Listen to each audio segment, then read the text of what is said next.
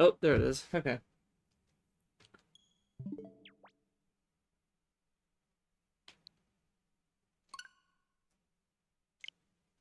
Okay. You guys hear everything okay?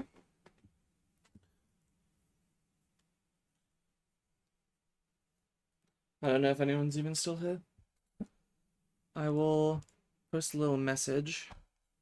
Switched over to... Did I not post stream like? Switched over to Metroid Dread. 20% NMG Slowrun.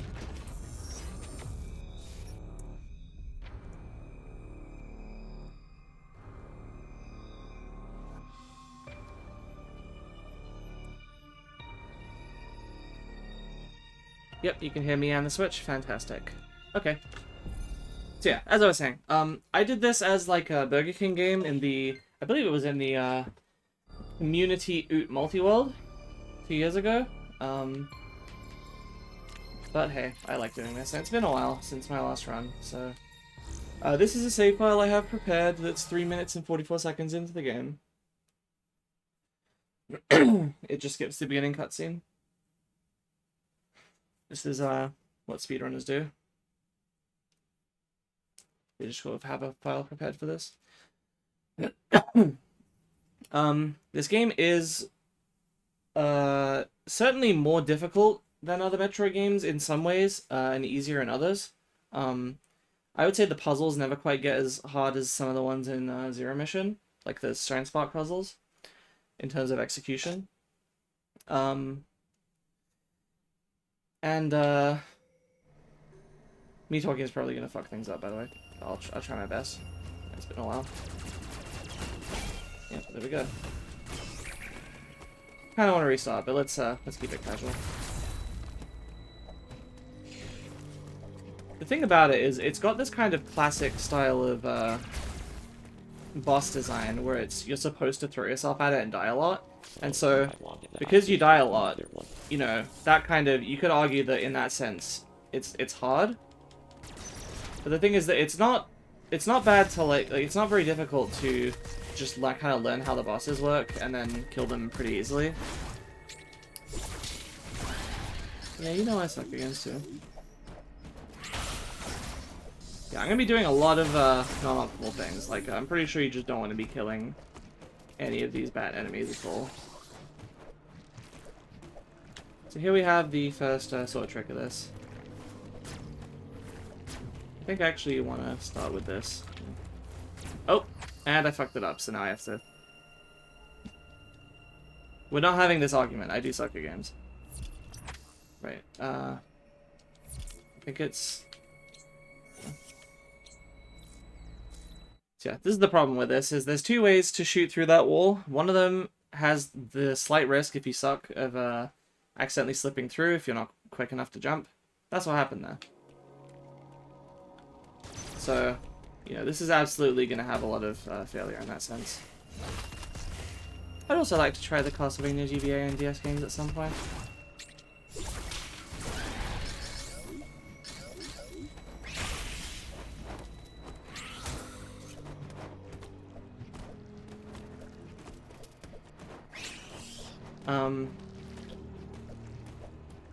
Yeah, I will explain the tricks here. If you do it a fourth time that way, you'll get crushed and die. So you have to do the fourth one this way, which is slower, but yeah. Okay, here's the shot that could take me a while. I once showed this in a Pokemon Brilliant Diamond stream, and it took me a very long time to get it. I'm not very good at it.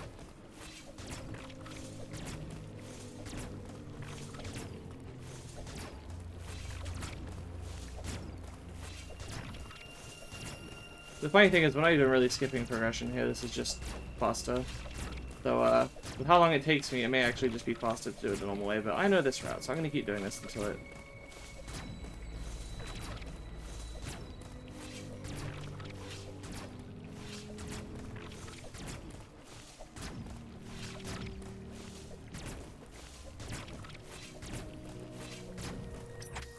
Okay.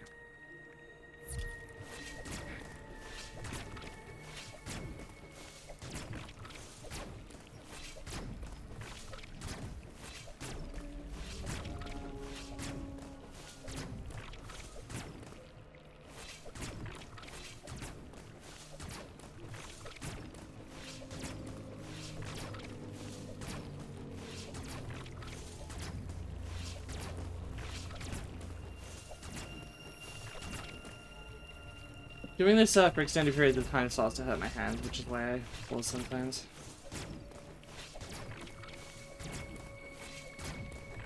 This is easily the part of the run that I have the most trouble with. Everything after this should be smooth sailing, for the most part. There's some stuff that's hard-ish. I think the second hardest thing is probably ESJ.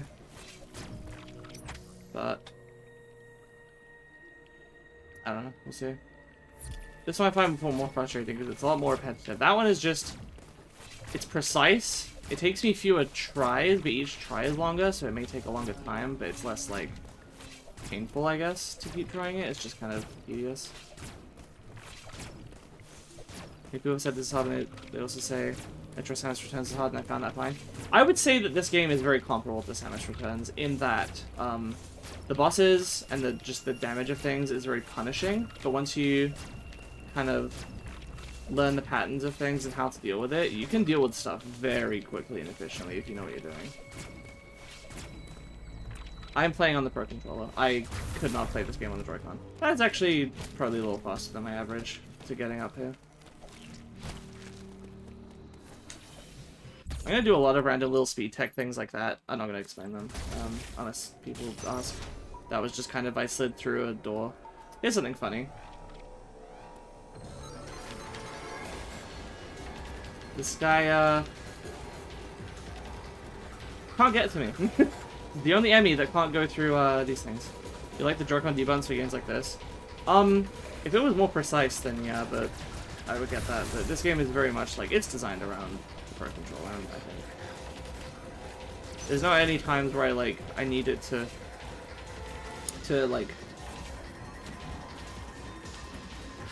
if I'm holding anywhere in this range of right, it's gonna recognize that as being right and just kind of aim differently. And it's useful to be able to aim diagonally very easily. So yeah, I like the stick, especially for like free aim stuff too.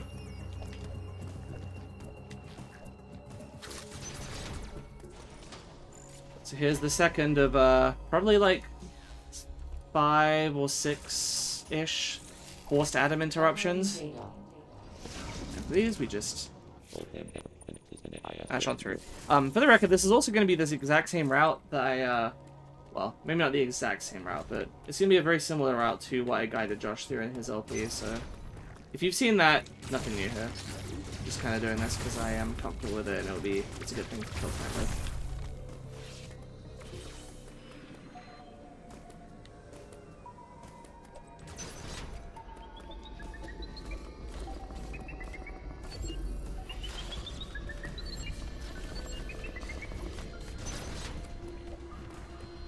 Yeah, if you like Samus Returns, I would definitely recommend it.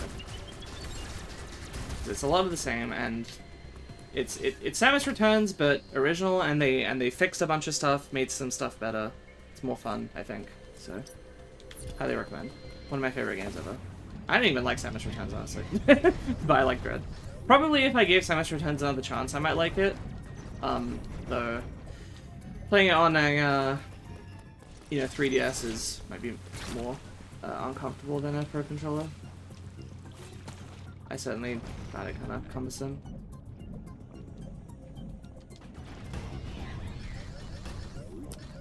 Stupid bats. I'm balling.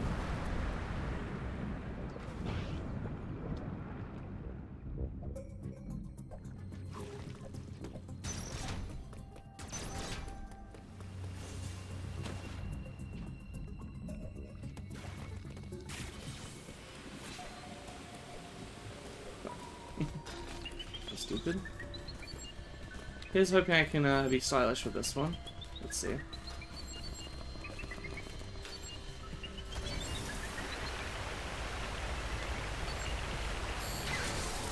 Nice. Zero Mission is probably a favorite. Zero Mission is very, very good.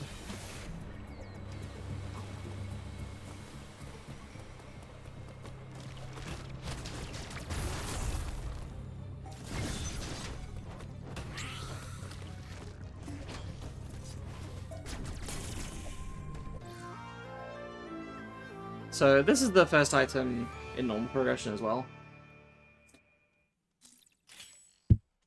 We just kind of got to it a little faster.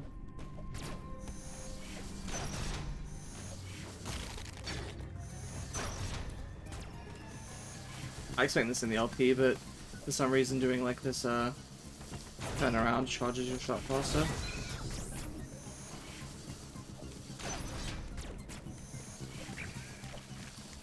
One of 3 energy tanks I think we'll be grabbing, if I remember right.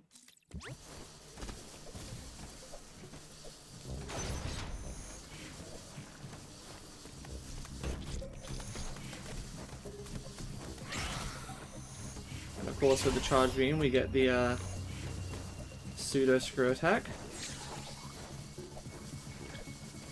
Which is nice for killing those bats. And we're just kind of tracing the same path through here again, but this time we'll be going right.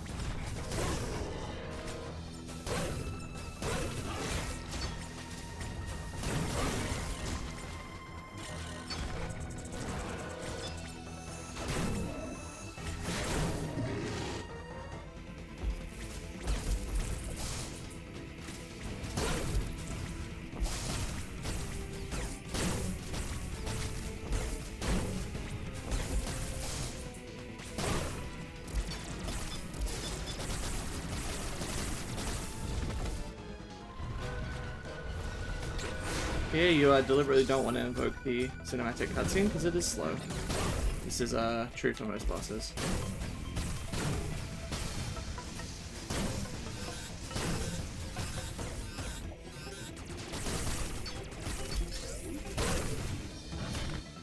That was a decently clean Corpius kill.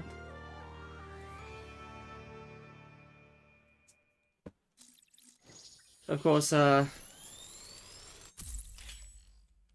you know, people who speedrun this more often can just melt that guy, but that was, I would say, one of my better Corpius kills.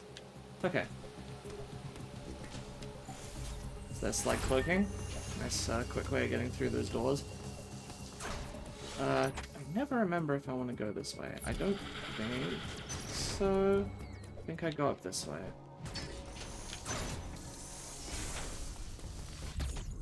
Nope, that is not correct. Yippee.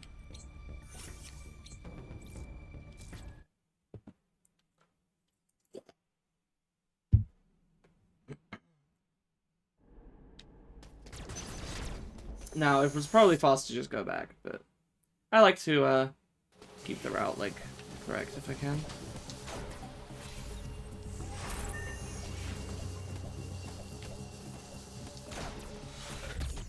Thing is, I didn't remember having to collect this, but maybe. Ah, that's right, because you go up here. Tube time.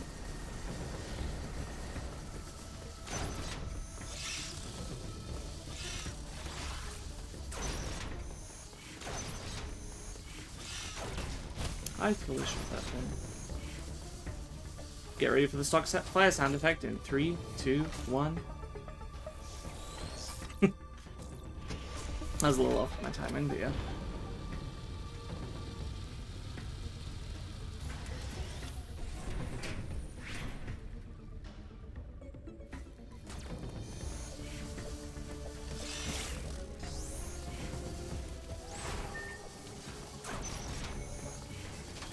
Here's a forced atom interruption number 3.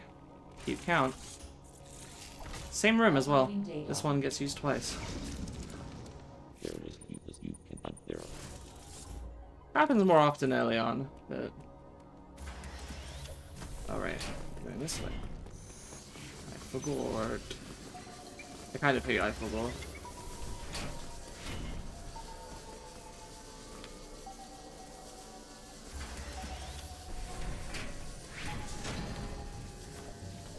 Come on. There you go.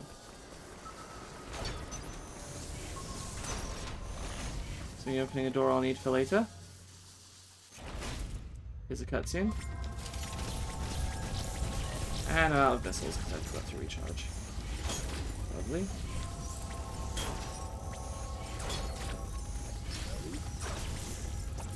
Oops. Oh goody. Oh my god, this is such a slow ass kill.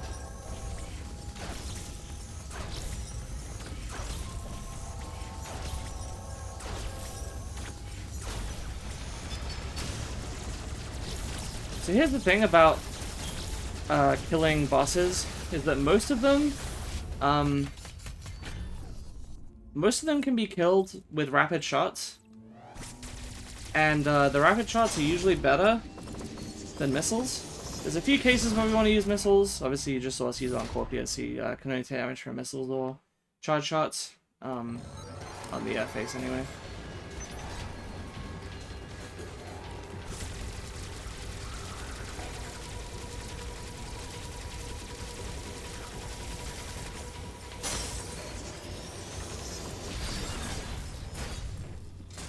And but for most enemies and stuff, you want to rapidly shoot, and especially later in the game, there's gonna be a lot of fighting stuff by rapidly shooting. So I believe the speedrun rules actually allow people to use turbo controllers because it was just kind of getting stupid. But I don't have one, so I'm gonna have to manually mash the Y button.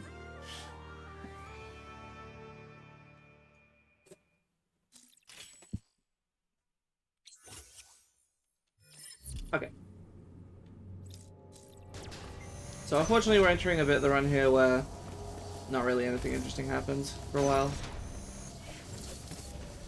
Kinda just playing vanilla Dread. I mean, it's vanilla anyway, but you know what I mean.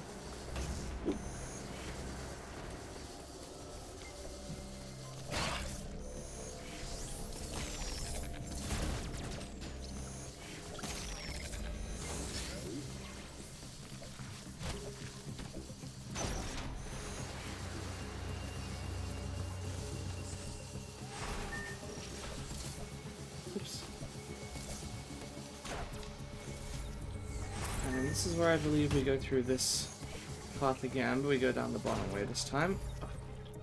Wouldn't let me slide click there. That was annoying.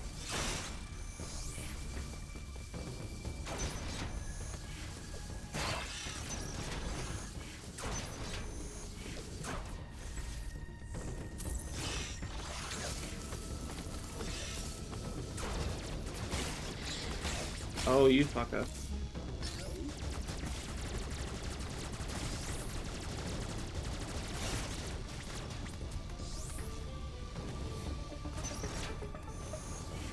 I don't know why this fire is so shitty looking. It's very strange. But yeah, this part we just kind of go through and do stuff in the normal order. In fact, we're not even getting an item for a while. Now, I haven't kept up with like the speedrunning scene, so maybe they've discovered some new tricks for doing this in a different order. I don't know. I learned the route that existed in like early 2022. It's very possible that things have changed since then. Maybe I should give it a little look and see if there's any new things to pick up. I'm also really interested in trying the Dread randomizer. I would need to be able to either mod my Switch or run an emulator for that. I don't know if my computer can handle emulating the Switch. I haven't tried, to be fair. But yeah, I don't know.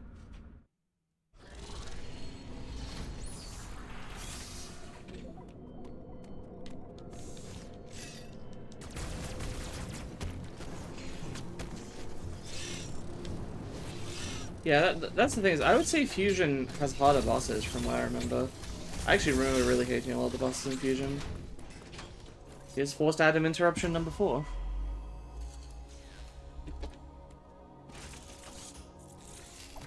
Uploading data.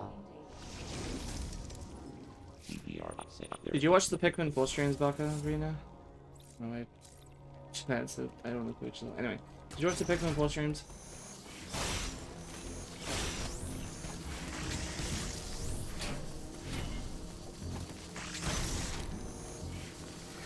No? Okay. We determined at the end of that us streaming new games is a bad idea, so we're not doing it anymore. So Josh and possibly me as well. I don't know if I'll get a separate copy, but we will be getting Prime 4. We will play it. We will not stream our first playthroughs. Once we know the game, we'll stream later playthroughs, maybe. Well, I mean, I'll probably LP it, but we're not doing our, we're not covering our initial playthrough. Bad idea.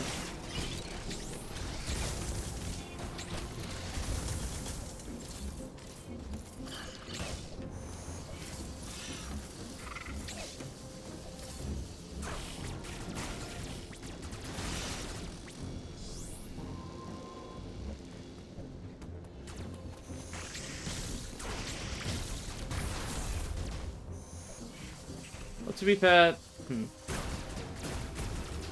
I was gonna say you know, my LPs of the Prime games were blind, but my Prime, like, you know, Josh determined from his Pikmin 4 streams, and I kind of determined from my Prime 3 LP that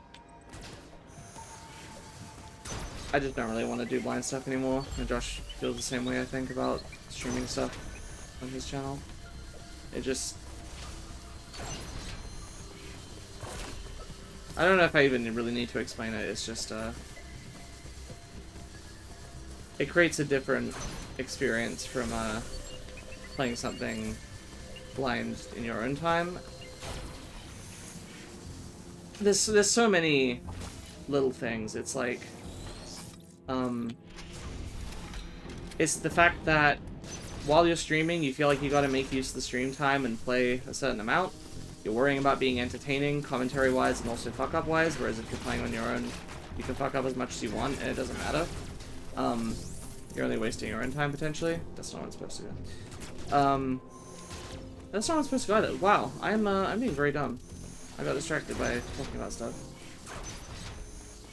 Yeah, I already hit this. Now I need to go back this way. Right. Anyway, and then when you're not streaming, you feel like you can't play the game as well. You're like, I want to play the game, but I guess I gotta stream because I'm streaming it. So it limits your time and ability to play the game.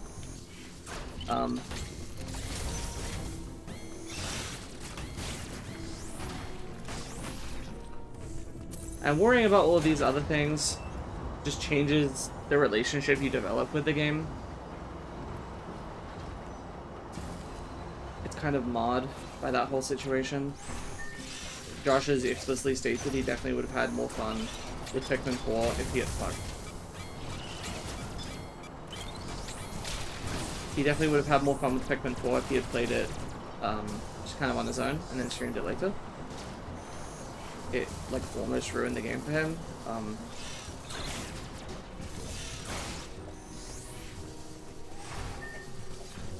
So we're not doing that anymore. Prime 3 as well. I probably would have been a lot more patient if I explained it in the LP, but I'm like, you know, I really didn't want to waste people's time, and I didn't want to waste my own time having to edit out deaths. And so I do think my criticisms were legitimate of saying that the game was way too, like, stuff just took way too long. Like, if you failed against a boss, you could restart from the boss immediately. It's not like Hollow Knight. But the boss itself took fucking forever. And I don't know why that was necessary. This is the trap. I was supposed to go that way.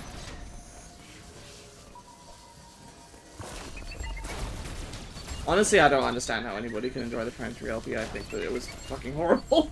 Like one of my worst.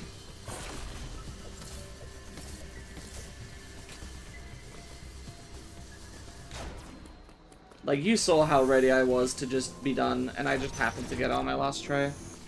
Actually, that was... No, I don't think that was the case. I think that was something else. Prime 3, I think I actually gave up, and then I just kind of recorded it quietly on my own, hoping that I would get it right. It's been a while.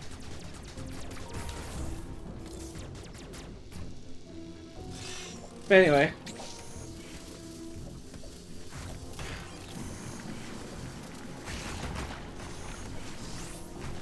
So, yeah, we don't wanna stream stuff blind anymore. Here's Adam Interruption, number 5, I think. Hello, KJB. Yeah, Prime 3's bosses suck ass. Here's the thing, is this game has hard bosses, they kill you quickly. I kind of respect that.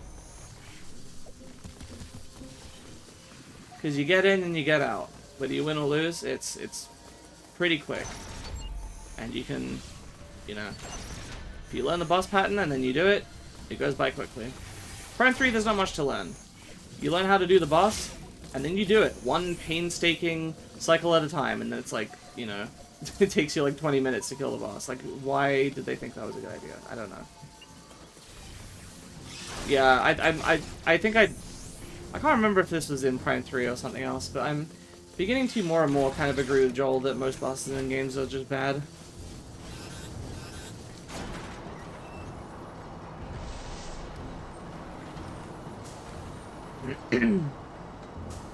Anyway, I would recommend playing 2 and 3 before, or at least trying 2 and 3 before playing 4. Maybe this is snobbish of me, but I don't really understand when people buy only the later games in a short enough series like that. If it's something like Fire Emblem, like, sure, I'm not going to expect you to play all, you know, 15, 16 other games before playing the new one. But for something like Metroid Prime, or Pikmin, like, my friend Jamie told me that, like, when Pikmin 4 came out, he asked me if I was playing it. I'm like, no, at the time, I think I was playing Pikmin 2. And he was like, oh, I haven't played any of those. Pikmin 4 is my first one. And I'm like, why wouldn't you play the other ones first? He's like, I don't know, because this one's new. Like, I don't... To me, a game being new has absolutely no bearing on me wanting to play it. Like, I don't understand why that would change. Unless you really want to be part of the conversation, but I don't know... I feel like most games, there's not much of a conversation to be had, unless it's, like, story-based, and in that case, you definitely would want to play the, old ones first if it's, like, part of a longer saga. I don't know. Some people just want to get into discourse. But, like, I don't know if he's even online that much. I mean, yeah, he is, but I don't know if he's, like, in the gaming spaces, like, discussing game design and stuff. So, I kind of didn't understand. I mean, people can do what they want, you know, it's no skin off my back. I just don't really get it. No, he doesn't have an issue with all games. He plays all games. He just, I guess he didn't have interest in Pikmin, and then Pikmin 4 came out, and he was like, oh, let me try this, because it just came out. Like, the release of the game prompted him to try it, I guess, is the idea. But to me, the release of a game may prompt me to be like, oh, I'm vaguely interested in this series, but I would still want to play them in order. Which is why the other day, when people were talking about, like, recommendations for where to start with Castlevania, like, Castlevania type stuff, I said that I would start with, Symphony of the Night.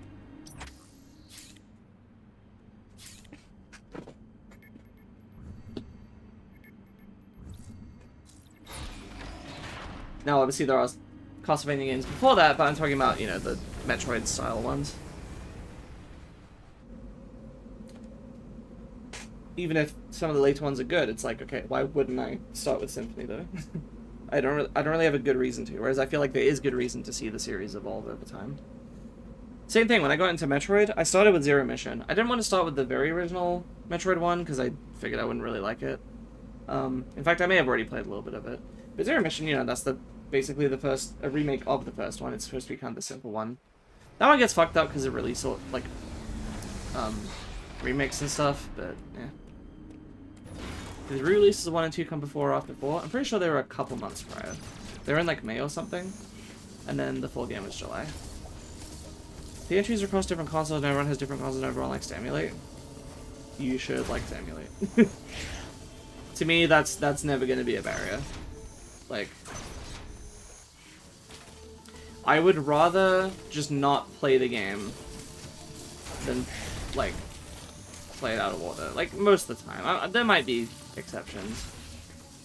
But, in general, you know, if I want to get into a series, I'm gonna find a way to play the very first one, and yeah, if I can't for whatever reason, I'll wait until I can.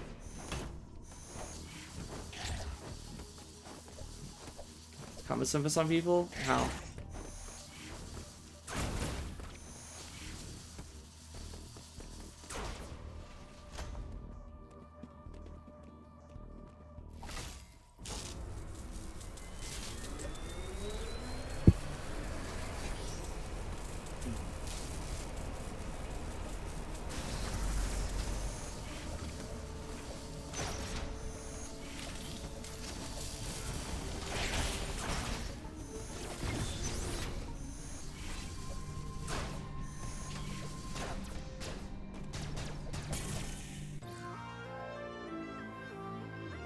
Some people deadass bought Wii U just to play all the Metroid games that lead up to Dread.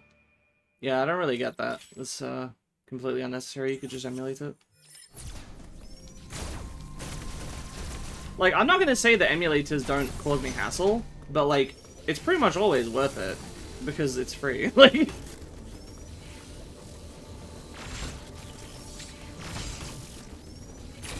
and you know, I'm a Wii U defender. I like the Wii U. I use it sometimes. I opted to play Donkey Kong 64 on it, though granted that was out of necessity mostly, because the thing wouldn't emulate well, I was told.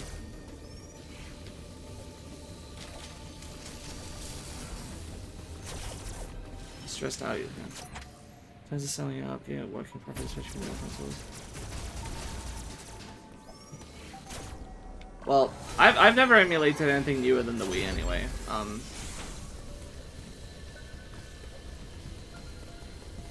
If it's anything newer, I would just get the game. I get that not everybody's in a position to just do that all the time, but the thing is that I'm not that big a spender, so I can use, like, current financial situation notwithstanding, most of the time I can afford to just be like, oh, I want to get a game, I'll get this game.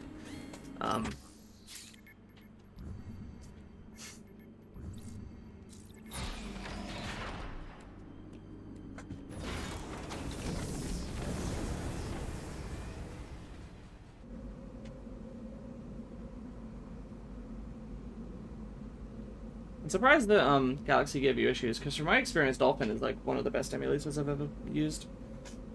For me, the emulators that tend to give me the most trouble are anything N64 or PS1. For some reason, 5th gen consoles are just a nightmare.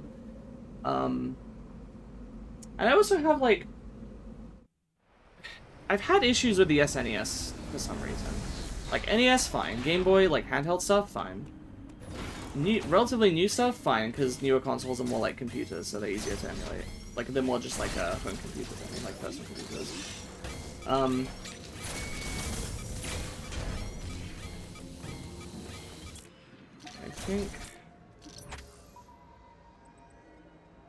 think I go down there.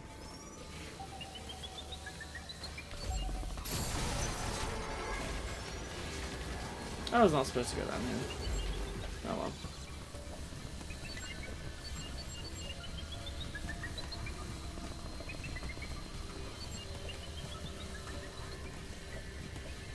That was a waste of my time. That's all sucks. Well, I mean, yeah, that's its own problem. I've been there.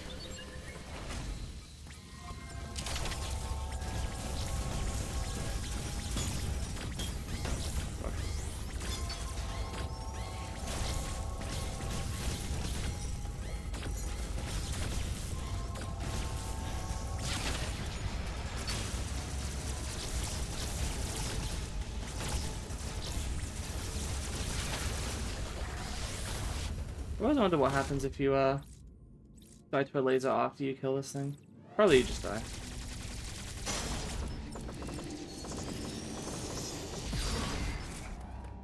Hello, consumer. Yes, hello, consumer. Ba ba ba ba ba bebop cola. Yeah. Did you get a clip of that? Which one's Alyssa?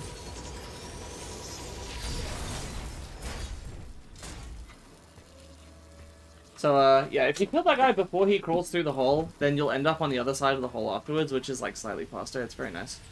I like communities for being able to get games. It's also why I like remastered ports. To me, emulators are, like, the ultimate in terms of convenience in that sense, because it's all in one. Like, I like that I've consolidated my gaming to basically, like, 95% of the games I could ever play are on my Switch or my PC.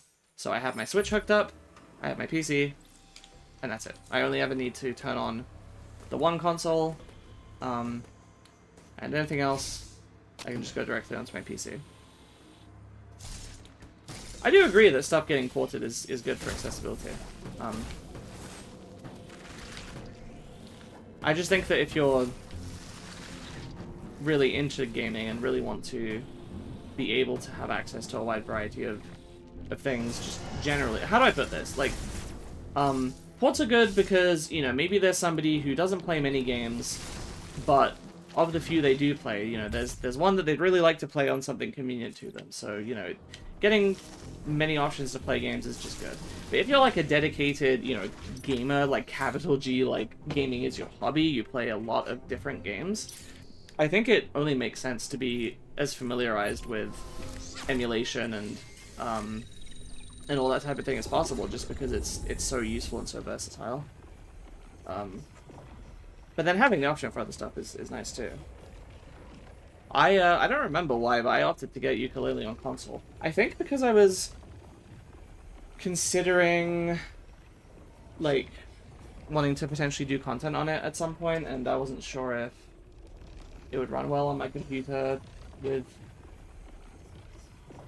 OBS. So, like, there's a consideration I have to make sometimes. Probably it was misguided. I probably could have just gone on computer, but...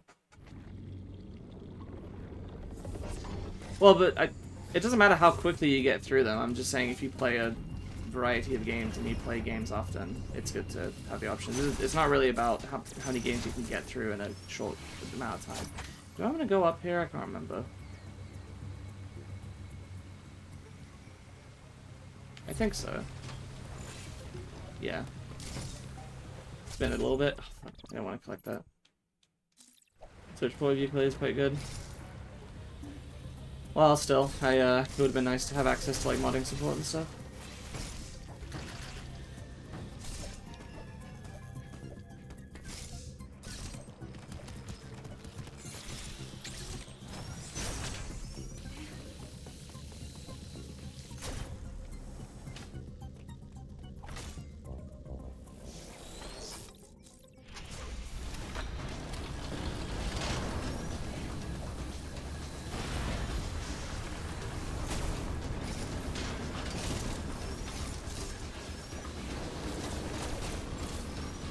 Hat in Time on the other hand, not so much.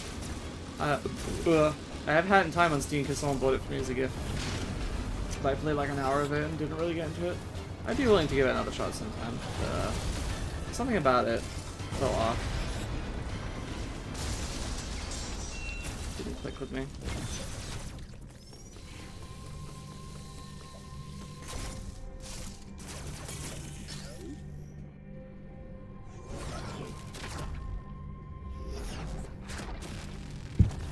Well, I have no idea what the modding community is like for ukulele. It's just the principle of the thing. I basically have a Switch, as far as I'm concerned, just for first-party Nintendo releases. Because I was happy to buy, you know, like Metroid Dread full price. Like, that was fine. You know, I would say Mario and Zelda, but Odyssey was many years ago at this point. You know, it was all great. I'd love for them to make another one. Zelda, I've said my bit on. I'm not going to go into my whole rant about the series, but you know how I feel if you've been around for a while. Pokemon, it's kind of depressing how both Zelda and Pokemon are in these kind of shitty states. Honestly, I'm more optimistic about Pokemon, just because I don't dislike Scarlet and Violet. Whereas I was not a huge fan of Breath of the Wild and did not even get Tears of the Kingdom because they did not bother to fix any of the shit that I didn't like about Breath of the Wild, or try to tune it more towards what I wanted, because they don't care, because now 90% of the player base is people who came in on Breath of the Wild and didn't even play the old ones, and this is what sells, so there you go. But Pokemon, like, I feel like, I don't know. I feel like there are reasons to be optimistic with it, just because they do try to mix stuff up. Like, as horrible as the performance issues and bugs and stuff were in Scarlet and Violet, like, I like that they tried some new stuff with it, and it came out pretty good, and I like the Pokemon designs, and just the Pokemon formula is so strong in general, and they haven't changed the basic formula, you know, in terms of how the battling works and, like, collecting stuff. Legends EA should be good. See, I don't see what reason there is to believe that, because we know nothing about the game. So, honestly, that I have no idea on. I'm just saying, for the series broadly.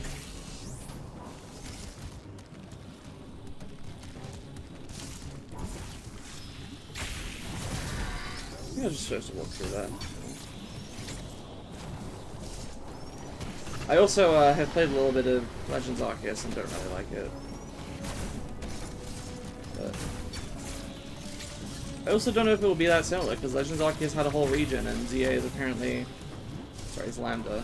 Is just in one city, which I still don't know how that works. I have to assume it's just like Pokemon GTA or Pokemon Yakuza or something. That's what people have been guessing. At least that's what they were guessing, like, a while ago. I don't know if they're still guessing that.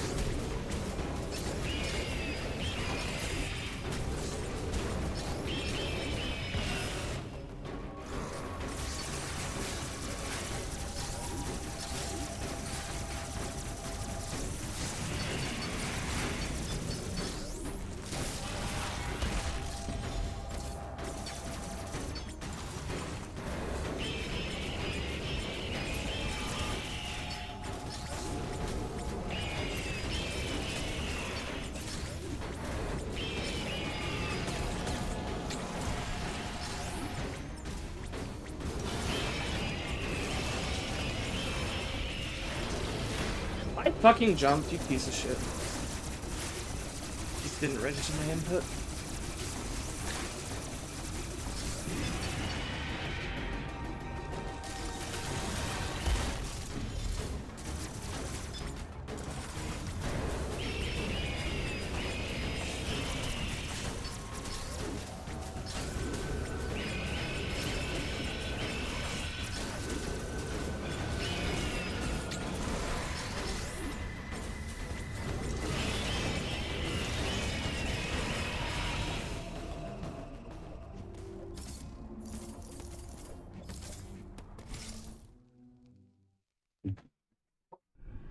Pokemon Yakuza would be cool.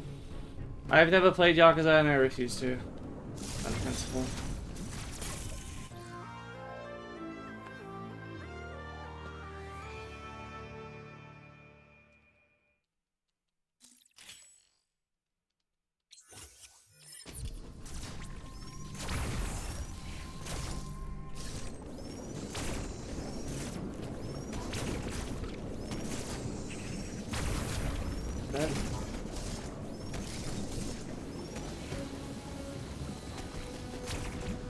What makes you refuse to play Yakuza? Same reason I don't watch JoJo's Bizarre Adventure. I never will. I mean, never say never, I guess, but I don't want to.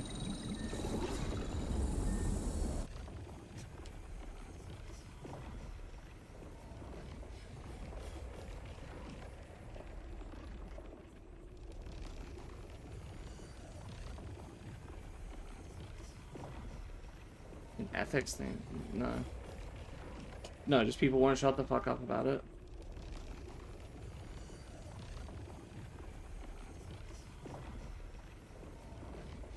I feel like, I could go into it, but I've gone into it so much that people are sick of hearing it, but the only active chat member doesn't know, so I guess I could say.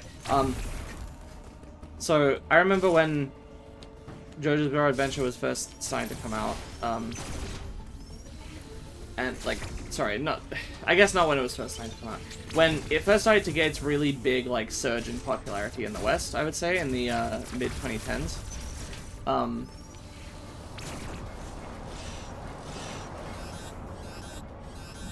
Around when Stardust Crusaders was starting to air, right?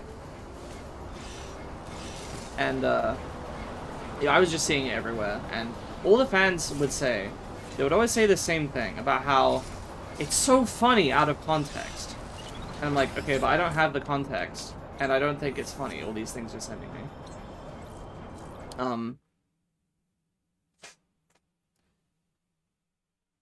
And they would just, I was around several JoJo fans at the time, and they just would not stop talking about it. And not just that, but like bringing it up when it wasn't, you know,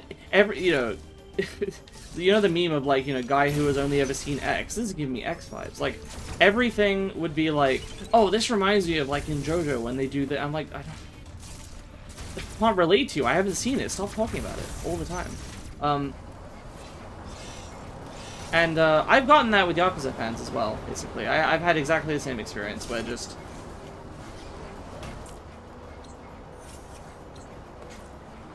I don't even remember what it was, but there was some...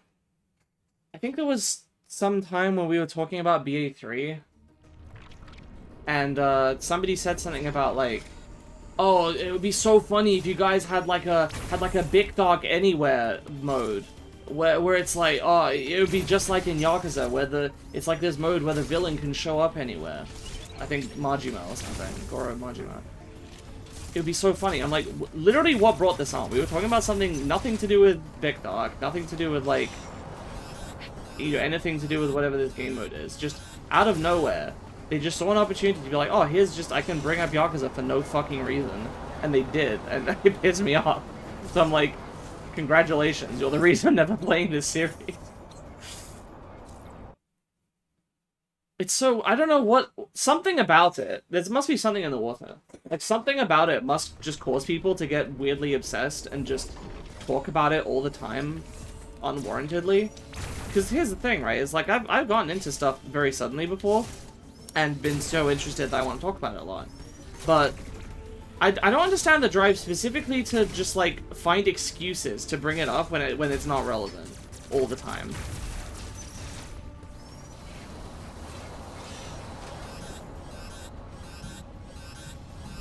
So I made a bit out of just pretending the series didn't exist and being like, what the hell is that? Every time somebody would bring it up.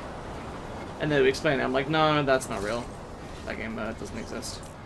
And it started to really annoy some of my friends, and they'd be like, can you stop doing that? It's so annoying. I'm like, okay, I'm doing it because people don't shut up about it. It's really annoying to me, but I did eventually stop. But, and to be fair, I don't see people post as much about Yakuza now, but anyway, yeah, that's why I'm not gonna do it. I actually own Yakuza Kiwami because somebody got it for me as a gift. But I have no interest in playing it.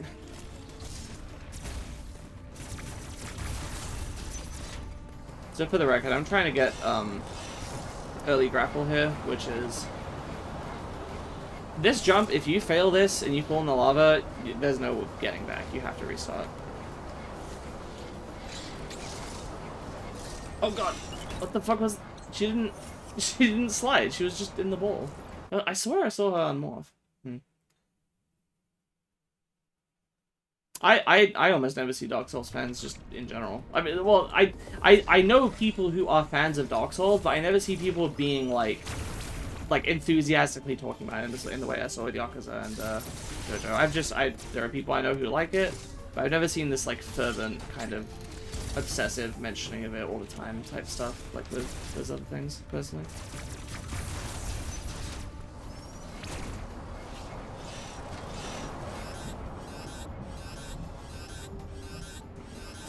And for the record,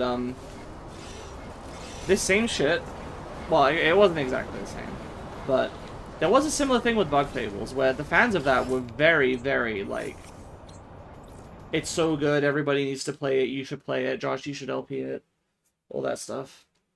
And that got really annoying as well. It was not nearly as bad as the Yakuza, like, mentioning it everywhere, but... And it's odd, because I've talked about this before, and we talked about the Bug Fables thing, too. And the response we'd always get from people would be like, huh, what are you talking about? I've never seen that. I never see anyone talk about Bug Fables. I've never seen anyone talk about Yakuza. I thought it was this super niche thing. And like, yeah, they are kind of niche. But I guess it's just the circles you're in, but...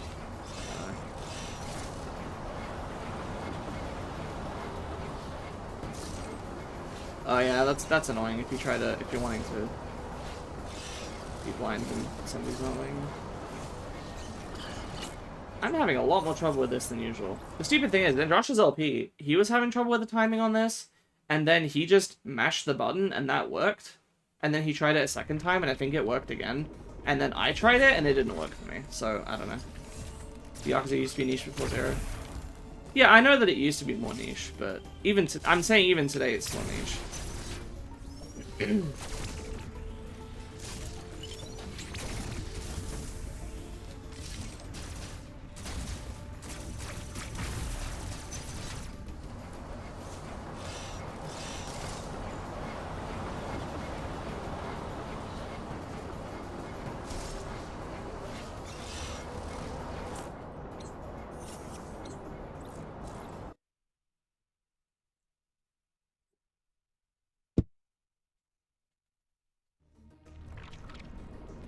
There's like 8 fucking games, right? In the main series.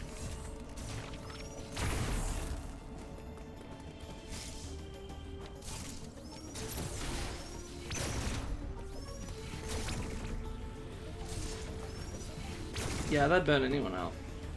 I get burned out on 3 games in a series, playing 3 games in a row with the same sort of thing. Though I understand that didn't it like swap genres with one of the sub-series off starting with the 7th one?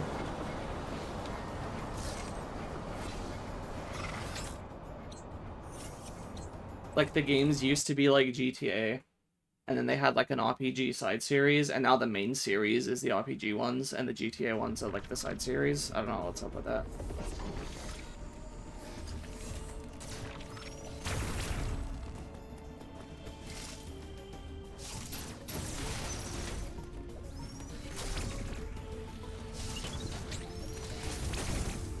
In the span of 5 years, that's not... I thought you meant like you played them back to back.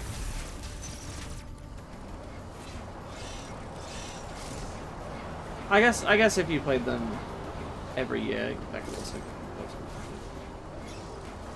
what? Let me try Josh's matching method.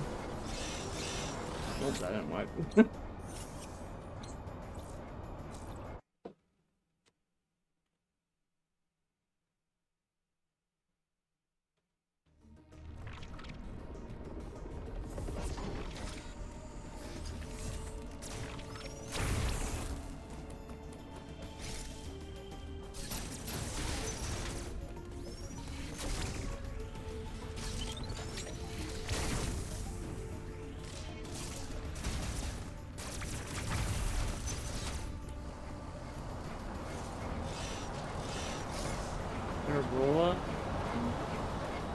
I swear I thought it was like a beat 'em up, and people corrected me and were like, no, it's not.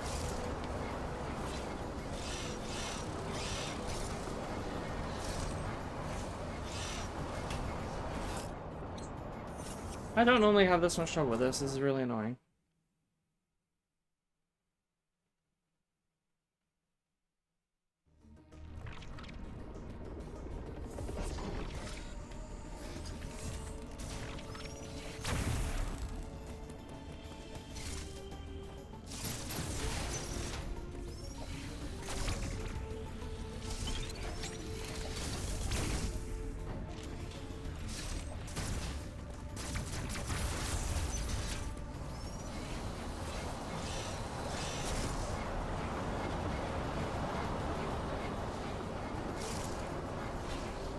There you fucking go.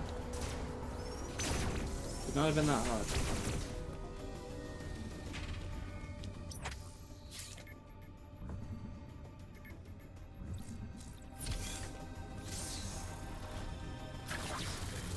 That's intended, by the way. That's not even like a sequence break.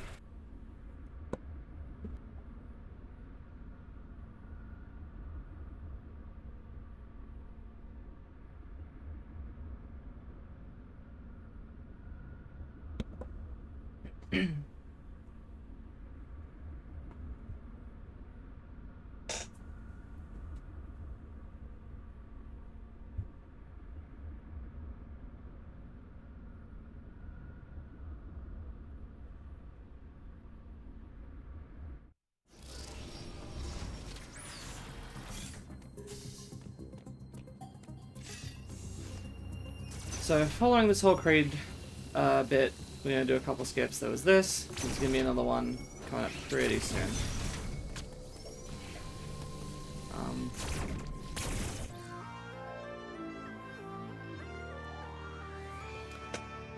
Most of the skips are kind of concentrated around this middle bit of the game. Skips and tricks and stuff.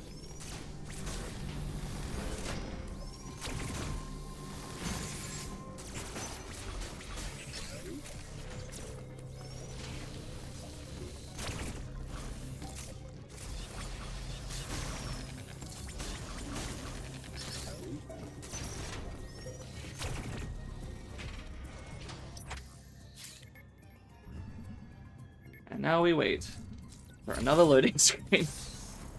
Hope you like the previous one.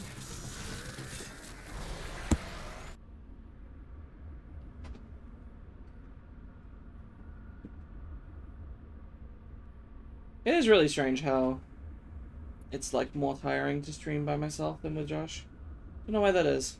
With Josh, I could do it for fucking forever. But for me, I'm already like... I'm less than 3.5 hours in.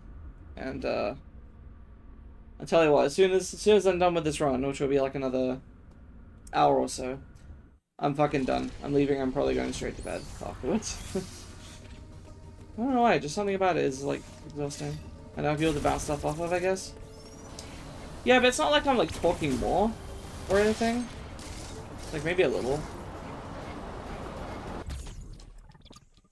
But I guess I'm just expending more brain power having to think more, whereas conversation is much more, like, natural. Which, I mean, I guess that's basically what you were saying anyway, but... I don't know. And I guess there must be a reason for it.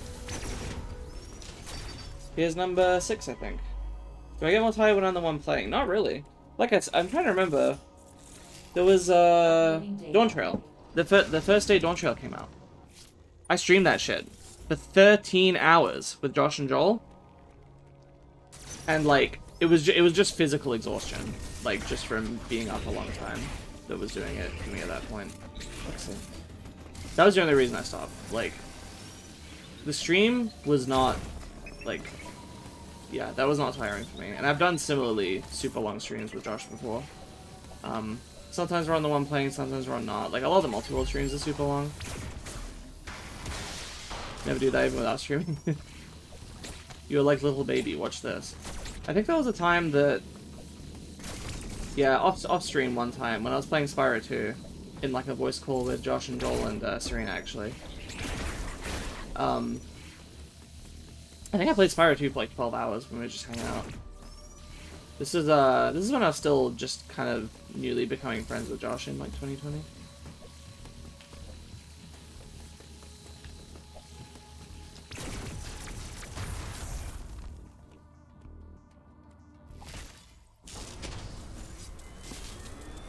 Don't get me wrong, there's some games I can't play for that long in a row. Actually, most LP segments, for some reason, LPing stuff, compared to streaming, yeah, I guess streaming I could do, with people I could do that for forever. LP segments, I usually record 1, maybe 2. So I record for like 2.5 hours max, and then I'm done. Something about knowing that every time I hit record, it's committing me to, like, you know, another specific amount of time. Something about that makes me not want to do it. It's really weird.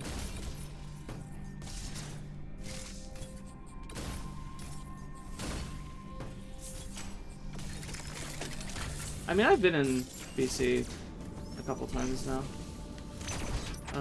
Do I go right? Yeah, left. I say right! Pipe number 1 is the way to go. Holds up 3 fingers.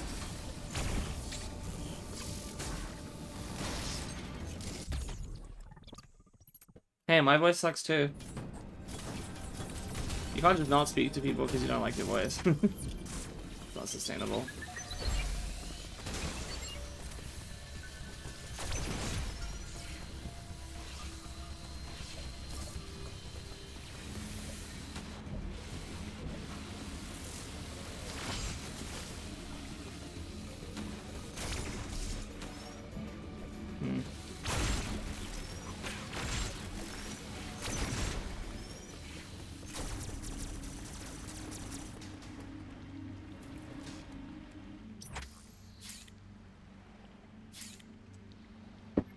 I don't know what to suggest then. I'm sorry.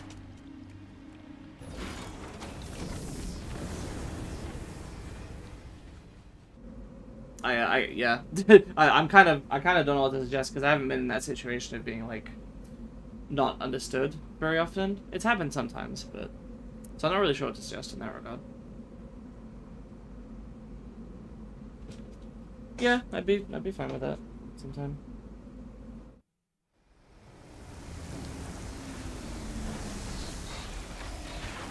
Yeah, I'd be done.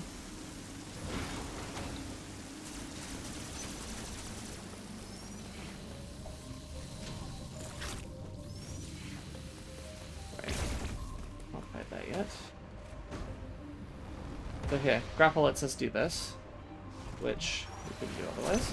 Nice little shortcut. And I'm on the verge of death, don't worry about that. No one could hear you. Yeah, that probably was your point. Here's Forced Atom Interruption number 7. I didn't think it was actually quite this many. I think it's going to be closer to like 9 by the time we're done. I think there's still a couple more. Yeah, that might have just been a thing with you, I'm not sure.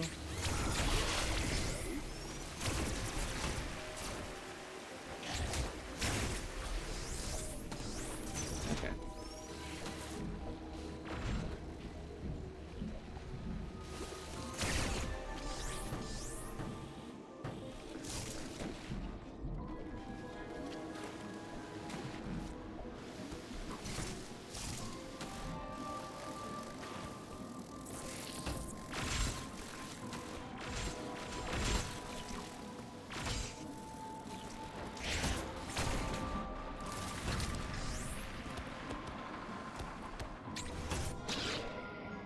Fuck. You can get onto here without doing that, but...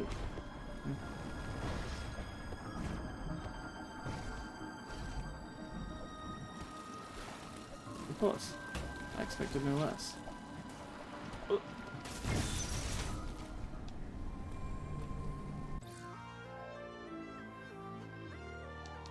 Dude, that Captain Jack song we had on like a CD when I was a kid, it was like this dance CD, like 90s dance stuff. I remember I think we started listening to it when I was still of the age where I was terrified of hearing swearing because I thought that I would get in trouble for hearing it. Nobody ever told me this. This wasn't like I was warned, like, you know, don't even listen to stuff with swearing in it. But also, it didn't even make any sense, even if that was the case, because, like, I wasn't the one putting the music on, so obviously I wouldn't get in trouble. Like, it wasn't my parents putting it on, so...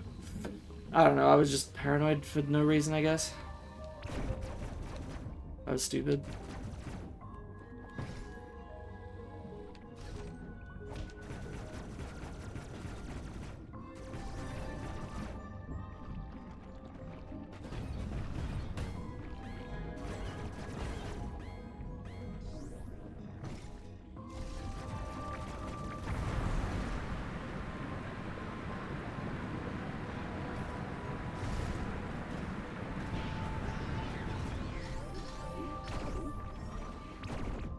Damn it.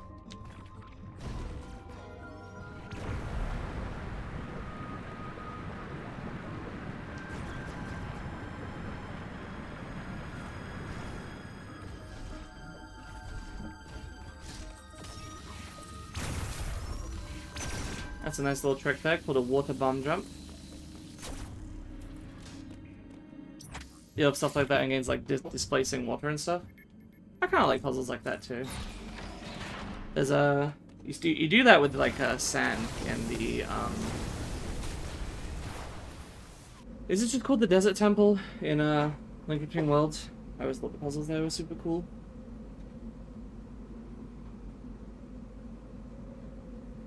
Water Temple's cool, yeah. Anyway, thanks for the compliments on my voice. I don't like it because, well, basically my larynx dropped. I really wish I could have gotten on hormones before then, but if only I was a little bit more insistent, I guess. But I don't know. And I have had voice training, but it can only it's stupid because I want to say it can only do so much, but I know people who can change it much more dramatically than I can, and so I know there must be something that I just was not taught in my sessions. And also it's tough to do even the stuff I was taught for like extended periods of time. Like, I'm not really doing it all too well right now. My voice is strained from talking for a while, I'm tired.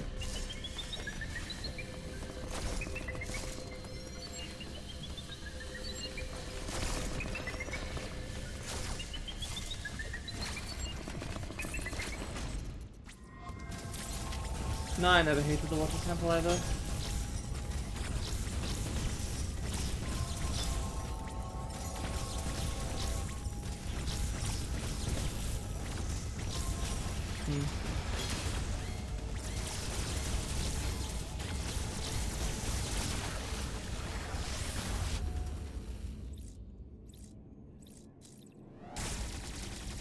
Well, my voice therapy was specifically for vocal feminization.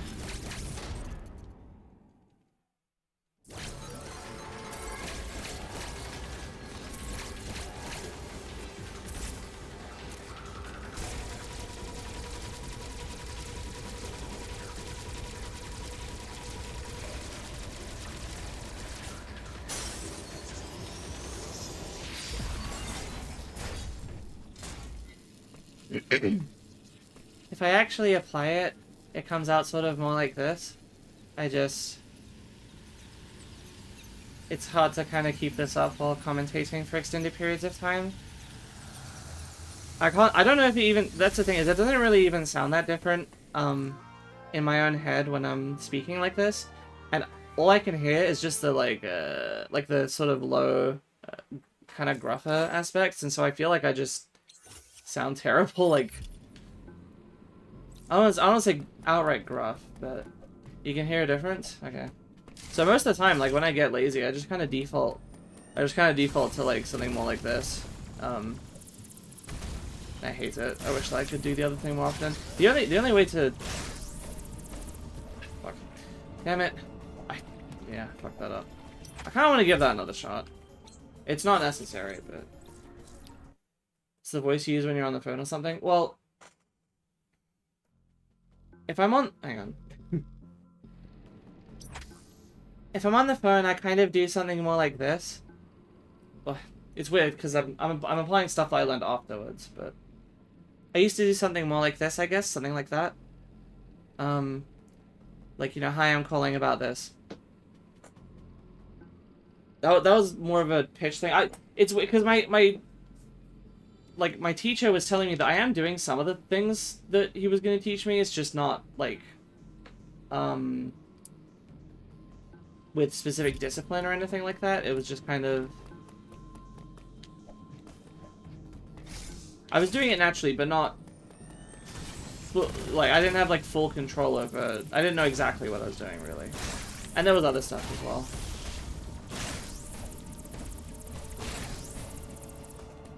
Okay, that, I don't know what happened. That's fucking weird. That should have made it up there. But okay, whatever.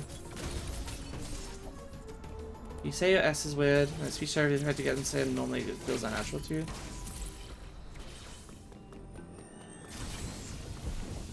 I don't really know much about this topic. I can't really... Like, my instinct is to be like, oh, you know, the way you speak is probably fine. Like, you said... But the thing is that you said that people sometimes can't understand you, so it's like, I guess maybe then is a good reason to try to be a little clearer, but people could also just put in more effort to try to understand you, so I don't know. I don't really have a clear-cut answer for this.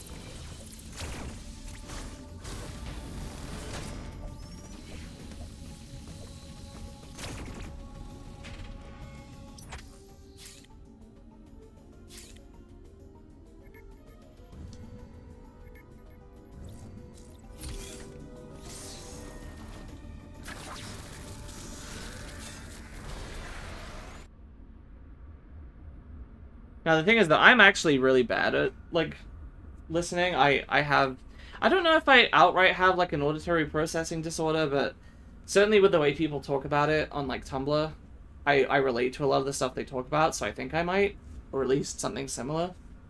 Because very frequently, especially when I was in school, I just would not understand what people were saying unless they repeated themselves a couple times. So for the record, if we do talk and I struggle a bit to understand what you're saying, it might not necessarily even be all you.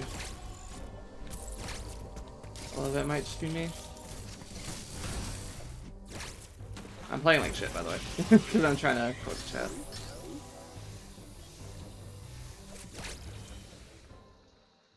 So casually, oh, not yet.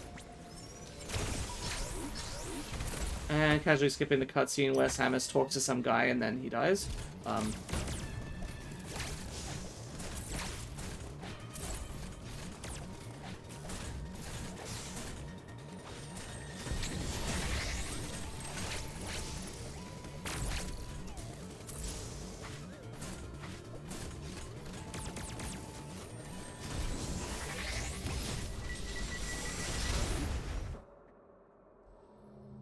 Oh yeah, that happens to me all the time as well.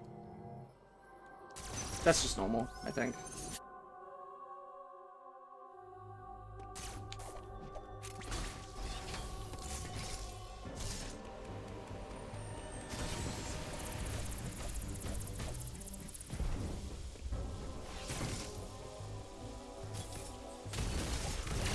That was weird, it wouldn't, the bombs weren't coming up.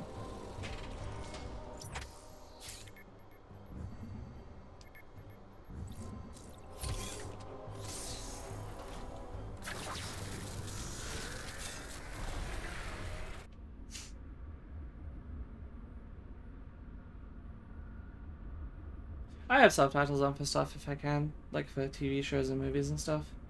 I struggle to understand what people are saying. Nowadays I've heard that they just mix stuff really badly in general. Apparently that's just a common problem, but...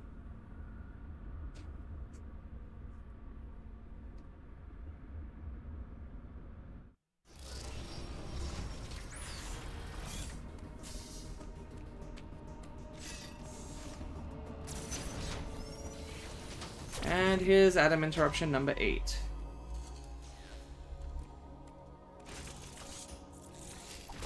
Yeah, chat log is always good.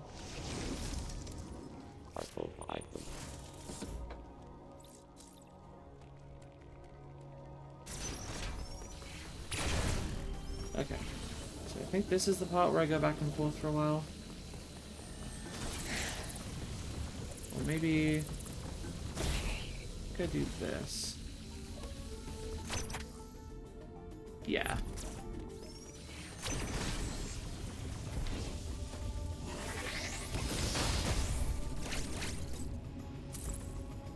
Then I go back and forth for a while. This part used to mess up a lot. Anyway, I was trying to say earlier,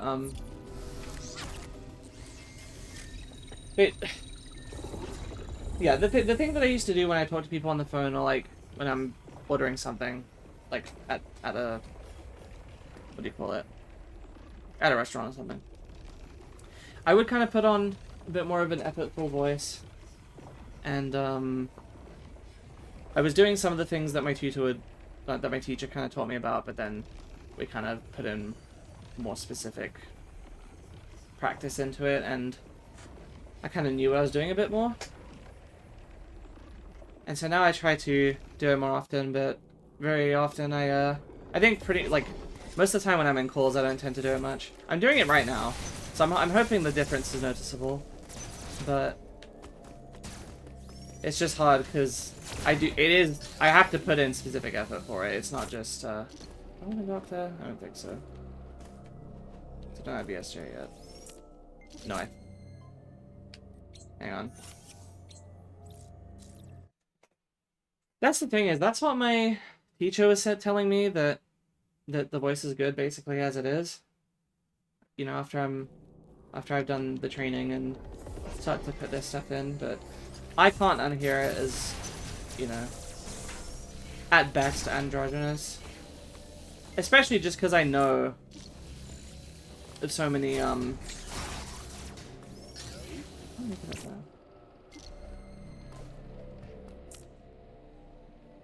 I think I'm stupid. I think I know what I've done wrong. And I think this is going to take a while to correct. I think I'm actually not supposed to do this yet, so I actually did fuck it up. Okay, so we go system. I'm like, that was why I'm like, shit, am I not supposed to be able to get up there? I don't have space jump though. Yeah, it's because I don't fucking do this yet. Back we go. Except actually, I don't know if I can... I may need to, I think I've fucked this up. I think I need to fix this, hang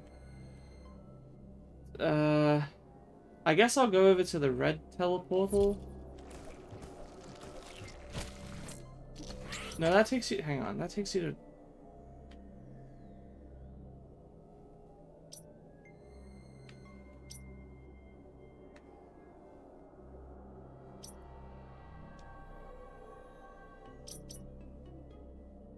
Oh man, I fucked this up really badly. Hang on, maybe I can,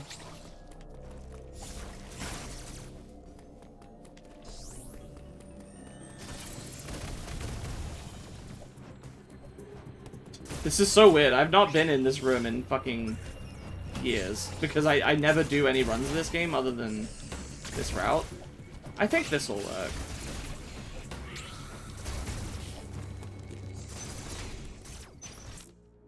Yeah, this, I mean, this will take me back to Darren.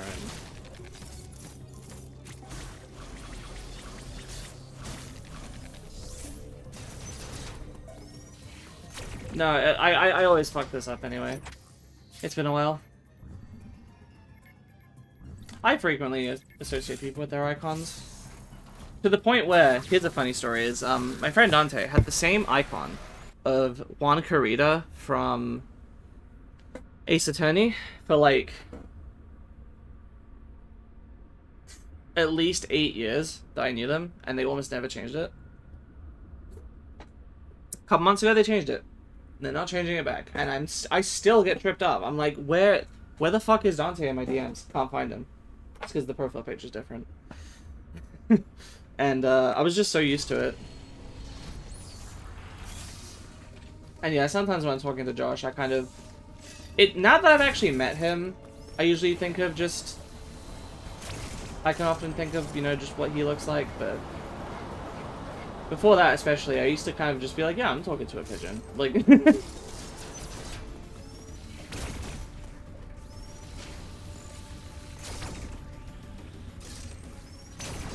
If I'm not mistaken...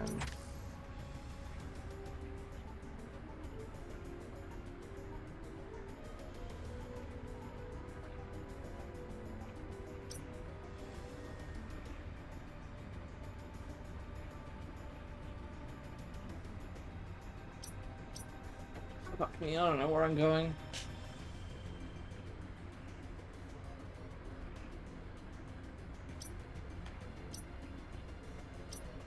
It's been way too fucking long.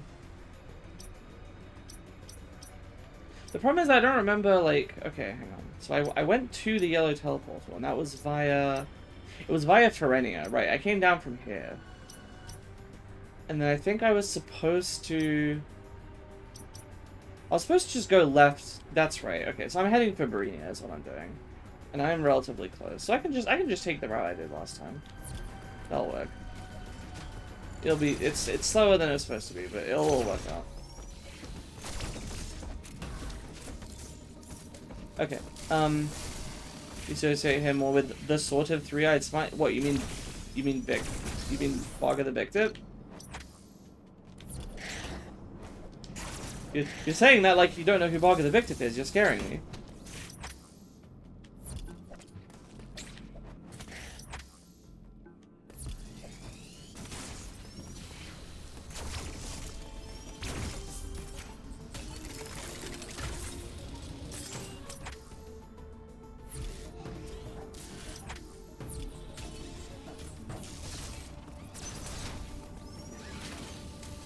No, you're fine.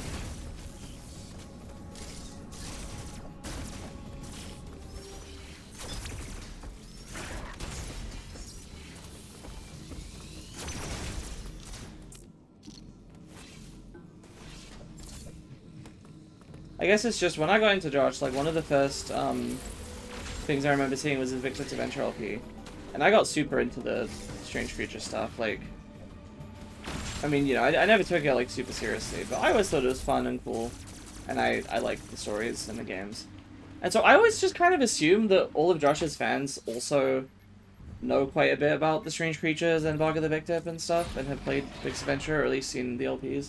So I know logically there are a lot of people that don't care about any of that stuff and don't really have that strong an idea of who Bog of the Big Tip is, but it's just strange to me, because that's, to me, I'm like, that's the whole thing. Like, like one of the major I don't. I'm trying to think of an example here.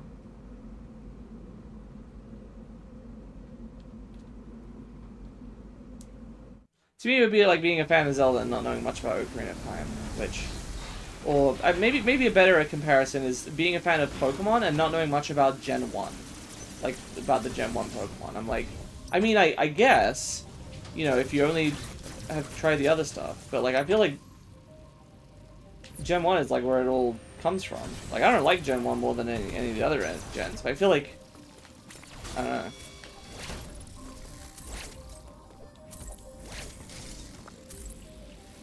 Anyway, I don't remember what I was talking about.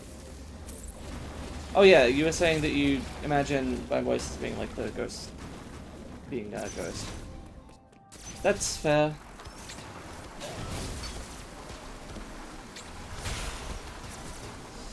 I don't know that Ghost would sound like this. Like, she is literally me, so I guess in that sense, but I also think of her as like an idealized version of me. So in theory, I would think that Ghost would have a much better voice than me. I don't know.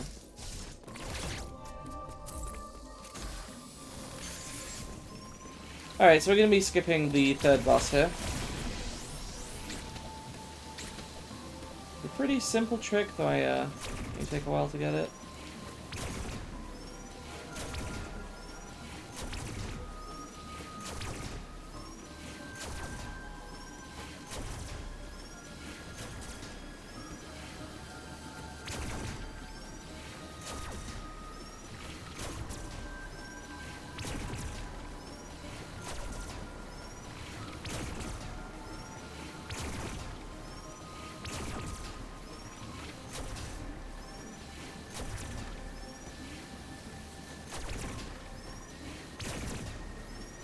That's fine.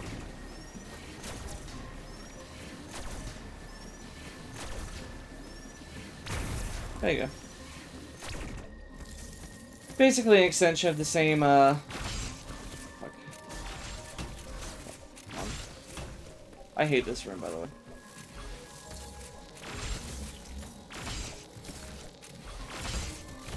Oh my... Okay, fine, I'll just fight the enemies.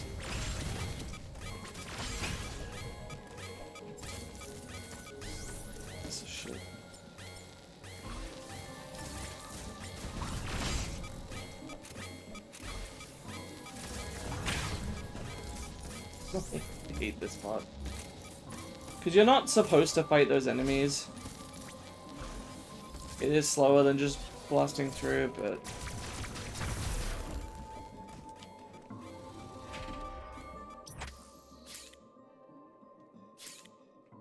Anyway, gonna be going a little bit vanilla for a little while here, I think.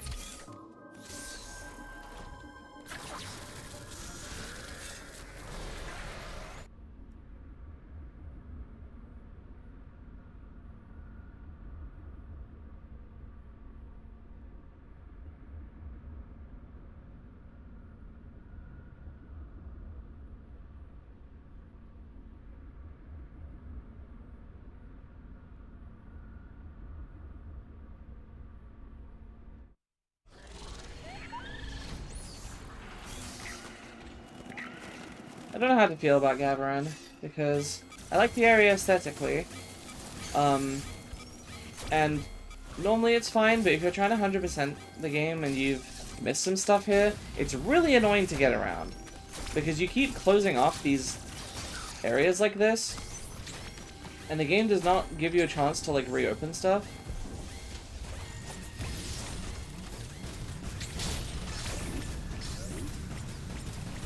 Like, getting later upgrades does not make the place easier to navigate, which is really dumb, I think.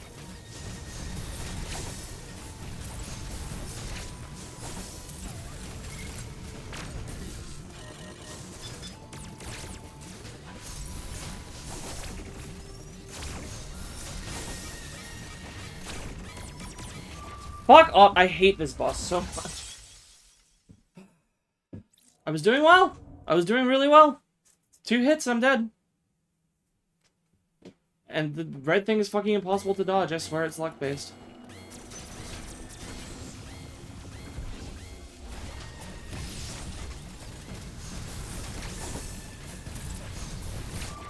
Okay, yeah, just sometimes it just damages you. I don't know why. You have to really quickly jump and flash over. Thing fucking sucks. I hate this boss. This is probably my least favorite fight in the game, honestly. Like, not even kidding. This fucking mini boss. Not even that hard, in theory. Me too.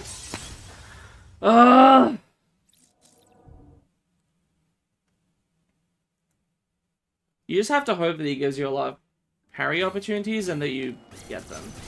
I'm never expecting them, because I'm always expecting the red one, which you have to immediately fucking react to.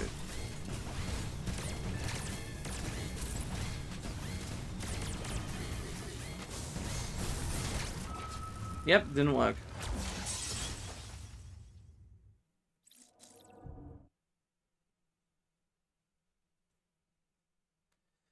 Might be here a while.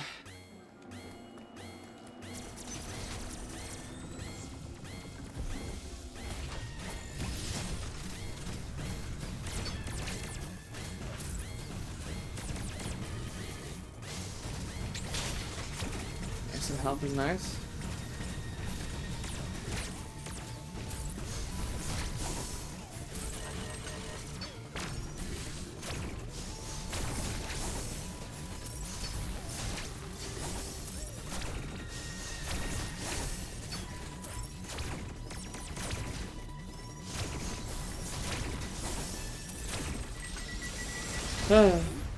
Fucking Miser wasn't giving me another opportunity to parry him.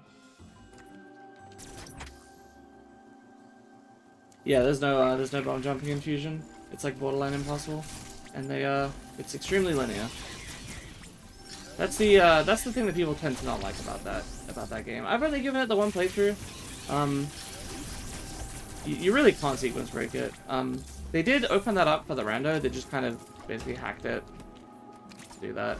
Like, obviously they have to hack it anyway, but the game normally, like, it has outright. It prevents you from. Damn, there's a bug in here. Just don't have anyone. They outright prevent you from getting stuff out of order, because even if you do manage to, it'll just give you the next item in sequence anyway, like directly, which is really dumb. And here is Forced Adam interaction number 9. Uploading data. I think there is still like one more. Anyway, Ravenbeak has a huge cock. Is what Adam is basically telling us.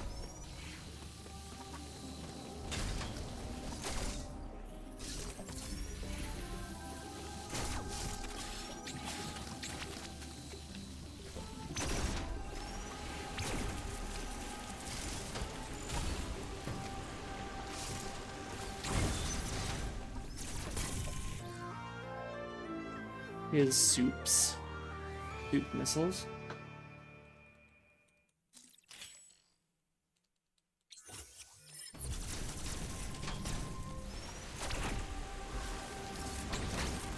Fuck you, game.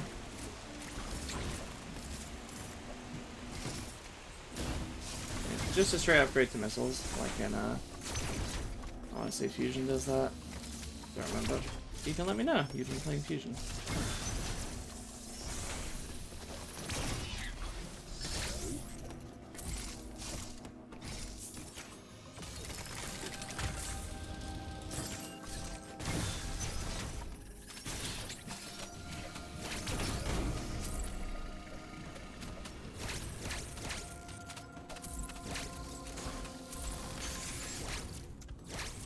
Okay.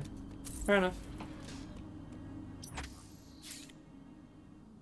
Zero Mission has them?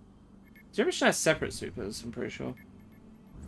I'm asking if Fusion has supers that because most of the games have supers, but there's basically 3 different types of super missiles. There's the Zero Mission style, which is they're a separate, and I guess Super does this. They're like a completely separate thing that you have to switch to. You have a super missile count, and you can use super missiles, and they're just a different weapon. The way this game does it is that the supers are just an upgrade to the missiles. Like, my missiles are just stronger now, but there's no separate currency, they don't cost more. And then there's the prime style, which is that having super missiles, you can use them as a separate thing, but they go off of the same currency. Like not currency, you know what I mean? Like they also just use regular missiles. It's just they use more of them. I think in prime they use 5. And I'm saying I don't remember which other game does it the same way Dread does, where it's a straight upgrade to the missiles, and I think it's Fusion. I think Fusion is the only other one that does that.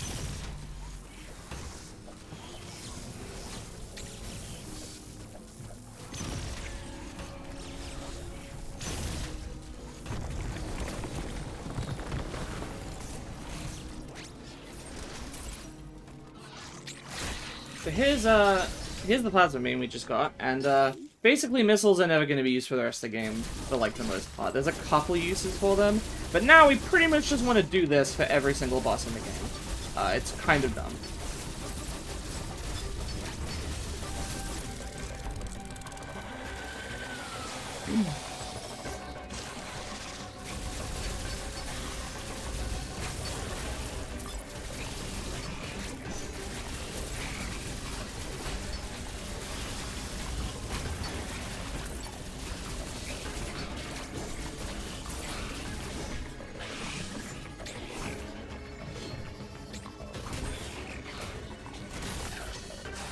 It is pretty satisfying, yeah.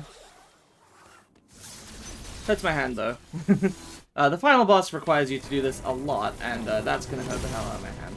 But nothing to be done about it.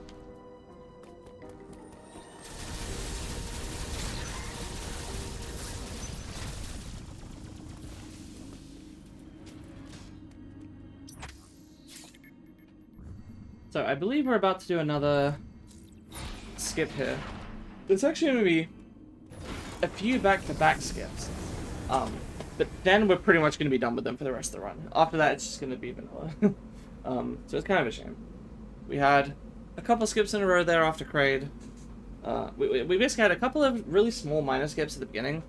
A couple of moderate skips after Kraid, and then some major skips here. And that's going to be it. Then there's going to be like a straight, I don't know, like 45 minutes after that of just playing the game normally. Get a special glove for Nintendo.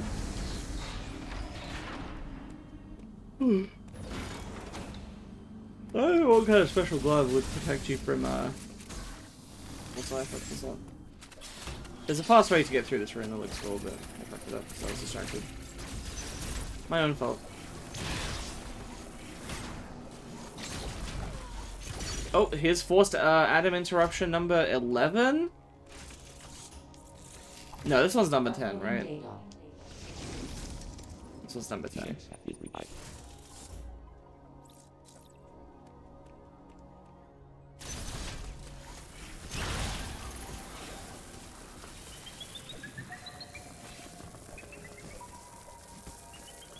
So now this thing is up and about. Hooray.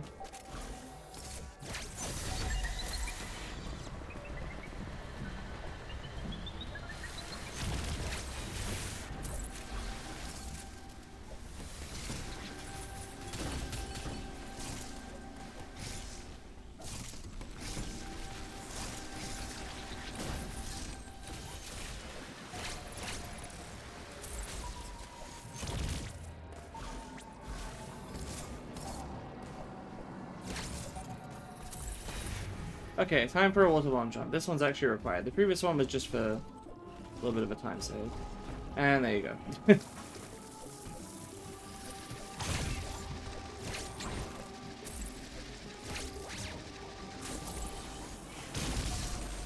And time to go deal with the enemy. Hasn't even really had a chance to be a nuisance, but I can get rid of this stupid shield, and his plasma should melt through this. Yeah.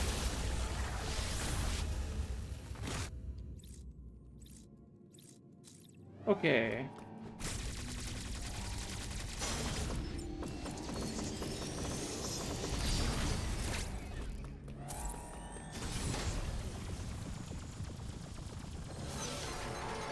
And that's a restart. For some reason, this Shine Spark here is just incredibly temperamental. I assume that speedrunners don't have issues with it. I don't know how. I don't know how to do this.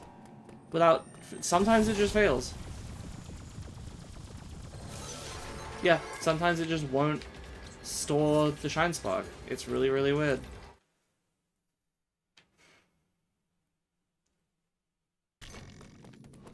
Like, sometimes I fuck up the slide. That wasn't even the slide. It just... Okay,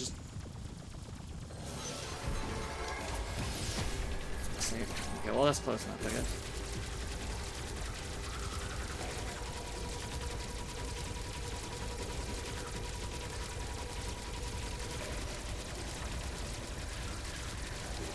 I was trying to do a diagonal Shine Spark and it wouldn't let me.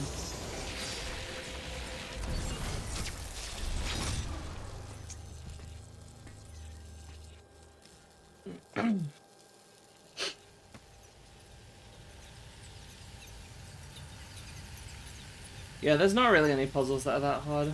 There's that one in Good.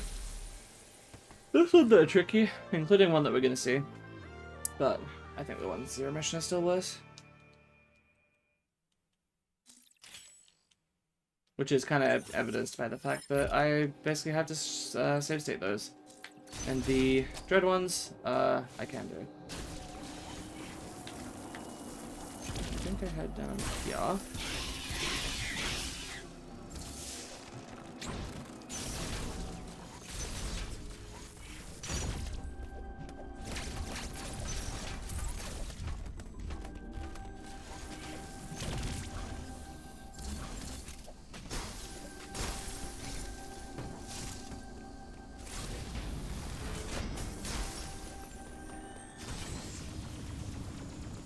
Now is probably my favorite trick of the run for how stupid it is. It is pretty hard. I usually don't get it, like, very quickly. Oh, hey! The Muznik. Thank you. Thank you for the raid. I, don't recognize your username, so I don't know if you're in our usual community, but thank you regardless. Hiya!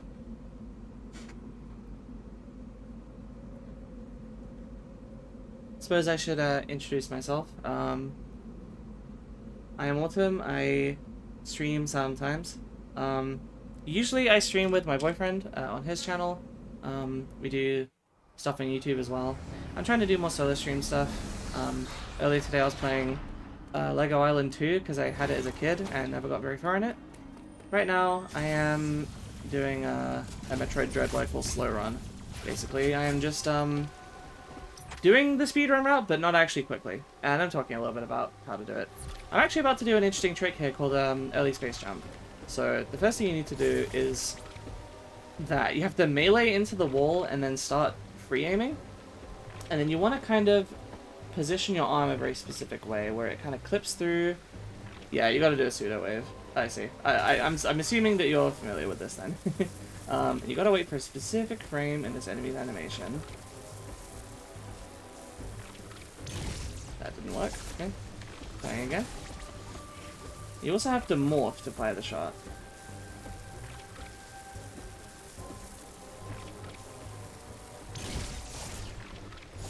You're in the process of learning the 80% NMG route. You used to run 100% NMG. Okay. Well. For the record, this route might be outdated. I learned it like 2.5 years ago. It's possible it's changed since then. It's actually probable. But this is how I learned it, so this is how I like to do it. Not really going for a timer or anything, just kind of doing it for fun.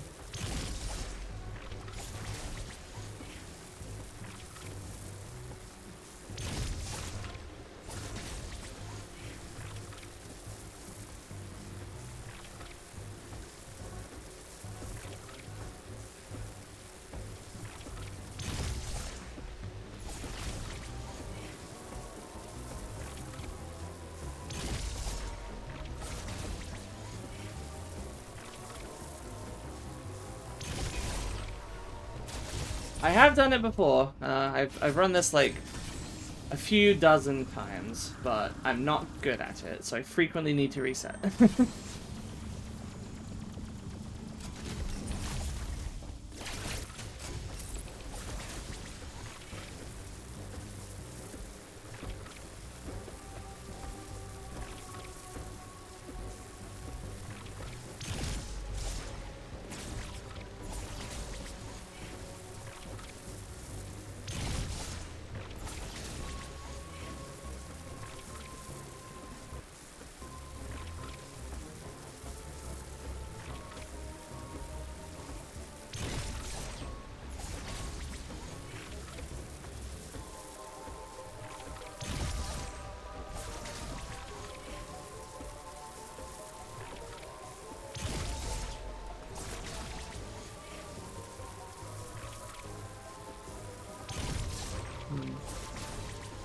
Yeah, this might take me a while.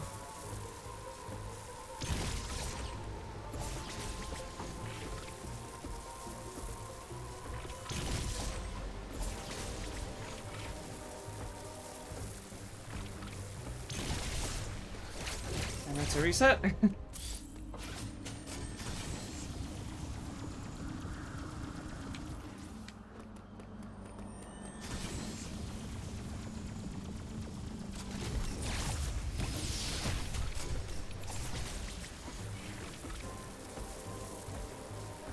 Does that fire thing need to be there?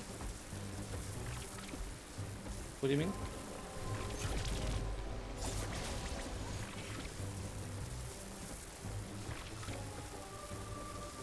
Like the fire-breathing enemy? Oh, yeah. Yeah. Yeah, the enemy has to be there. It's because we're trying to get a diffusion shot to, how do I... We're trying to get a diffusion shot to spread out far enough from the tip of the enemy's claw, to break the fleshy thing in the wall.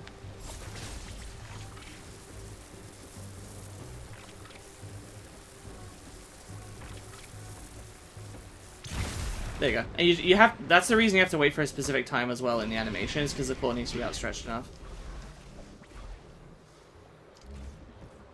So yeah, this is probably one of the biggest skips in the run. Unless you get this item here very early space jump. And with this, we can take this and basically immediately go get the screw attack. And the reason we have to do it in this sort of order is because, for those who don't know, as soon as you get the gravity suit, which is normally kind of, you're supposed to get that. There's another upgrade we skipped, which the storm missiles, which we will get later.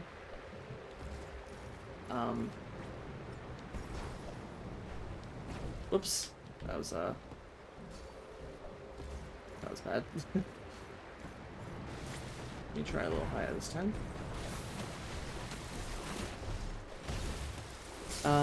Yeah, as soon as you get gravity suit, Arteria freezes over, and you have to go defeat a boss called Experiment Z57 in order to proceed. However, I don't want to fight that boss. The boss is like fine, but you don't have to fight it. If you do one simple trick. Altaria? I don't know what you mean. Oh, Arteria. No, Arteria with an R. It's the, like, cave area at the bottom of the map. Here, you'll see it in a second. At the very bottom, that greenish one with the two things in it, that's Altaria down there. That place freezes over as soon as you get Gravity Suit. But normally you need Gravity Suit to get the Screw Attack, which is in there, and you need Screw Attack to beat the game. So normally the progression is that you would go get the Gravity Suit, you would then go all the way to Cataris to fight Experiment Z57, just to go to Arteria to get the Screw Attack. Because while it's frozen over, you can't get the Screw Attack. I haven't fought Z57 that much. I haven't really gotten a chance to get good at fighting it. I'd like to. I'd like to maybe try learning the 100% route. That seems like it could be fun.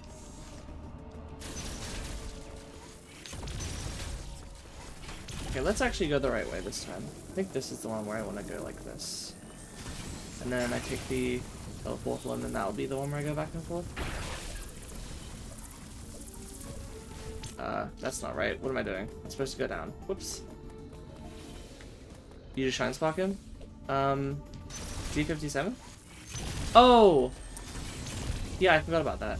It's been a while since I fought him. I think I have gotten the Shrine Spark off once. I find it very difficult, but if I got more practice in, I probably could do it more consistently. Then again, I'm really, really bad at fighting, what the hell is it called? I normally know its name.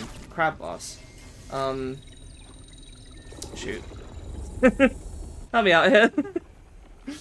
It begins with a G. No, not SQ. SQ I'm fine with. SQ is easy. I'm talking about the one in Gavron. It's like, I don't know if it counts as the boss. Golzina, that's it. Yeah, I'm really bad at playing Golzina. I can usually get it, but I'm not consistent. This is my problem, is like, I can do the tricks. I just I could not, you know, string a run together that's like consistent. Anyway,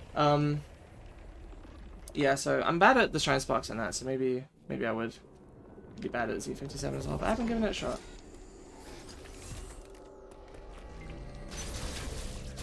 Anyway, so to avoid all this, we get a space jump early, and then we're gonna do a cold run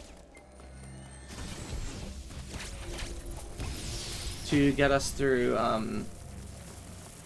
into the areas of Arteria here, where the screw attack is. And then we're gonna have to do a weird water bomb jump combined with a whole other thing that you'll see in a minute. It's very involved.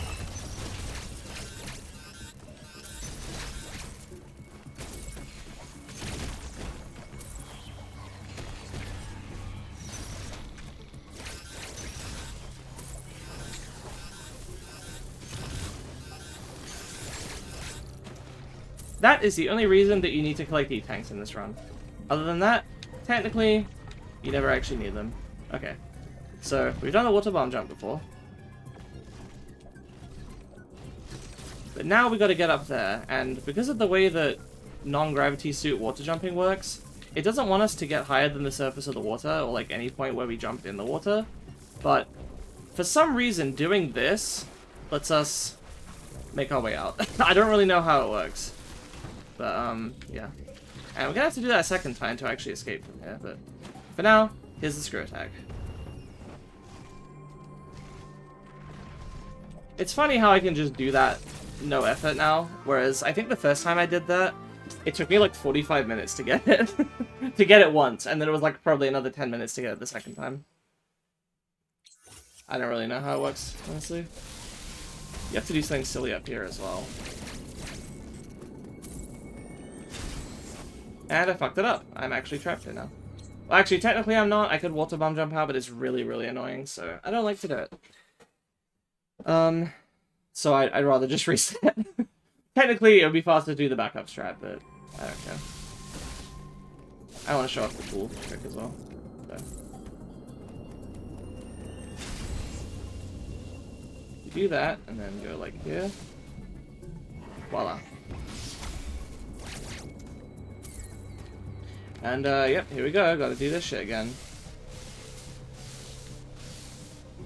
It really is just press into the wall until you fall far enough to go to the right, and then you quickly hold left and jump, and then just repeat that over and over until you get out. Whoops. Fuck that up. Try that again. And if you fall down, you have to do the water bomb jump again, but it's not like it's hard, so...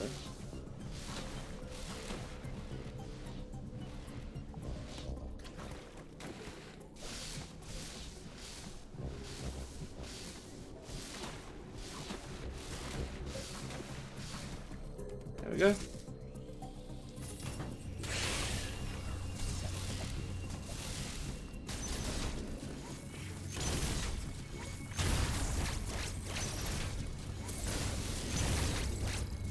So the game is pretty open to us at this point. We do still have to go get Gravity Suit. But, it's not hard.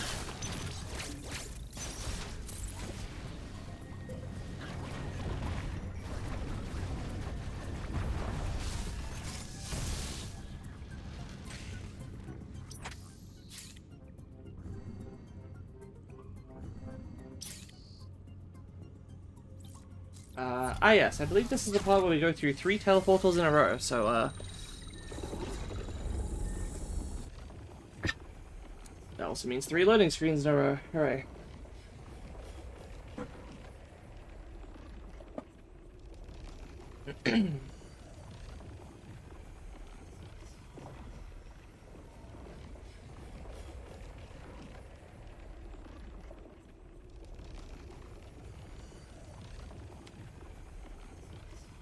I basically just know a few places to use it for, like, speed purposes. I'm not very good at, like...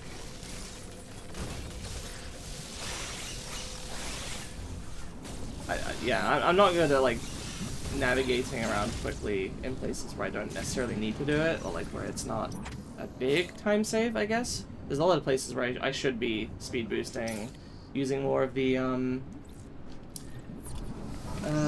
flash thing. I can't remember what it's called.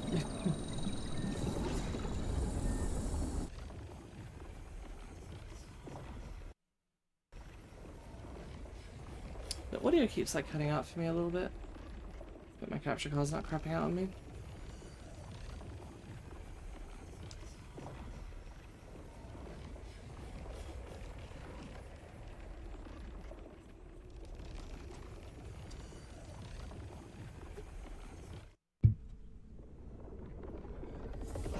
Aren't low tides kind of bad on, like, every console? Because there's always new games pushing what the system can do. I don't know. That's the impression I've gotten. And when I say every console, I mean every, like, modern console. Since, like, PS3 sort of PS5 they're quick. Really? Yeah.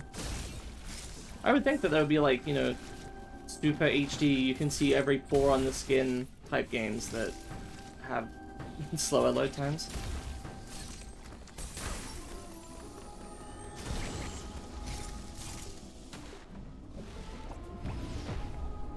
You can do that high enough to get across all the way over here. I don't know how. I've never managed it. I might just be doing something wrong. If you wait too long for the jump to gain height, you risk losing the stored shine spot. Yep, here's teleportal 3. Basically in a row.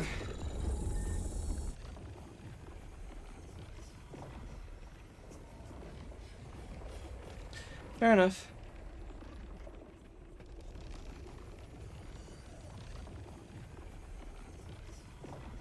Now for the hardest shine spark trick in the game. It's the hardest, like, intended shine spark puzzle. I'm trying to think if there's other... I don't think they do much else with the shine spark that's, like, difficult. I'm not great at this, but I can usually get it.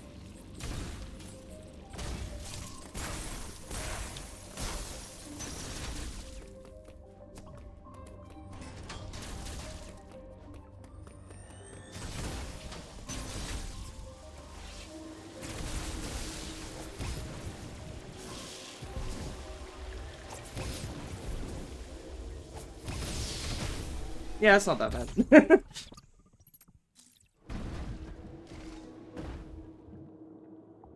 Zero mission has way worse.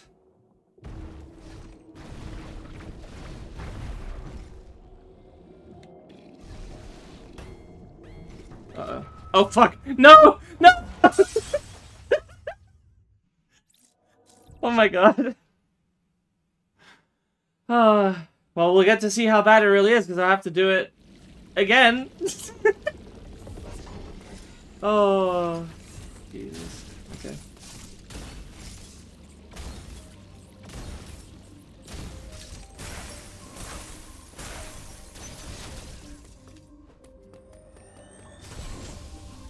Good. I like when I have to do this.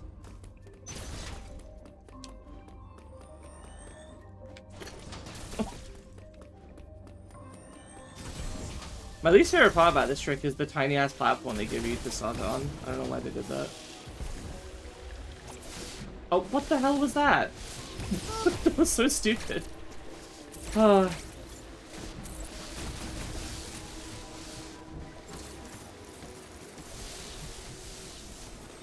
Good shit.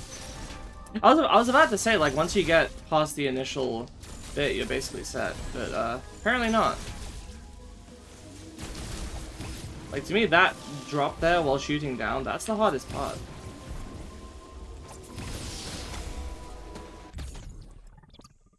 There you go. A lot sloppier the second time, but it'll do.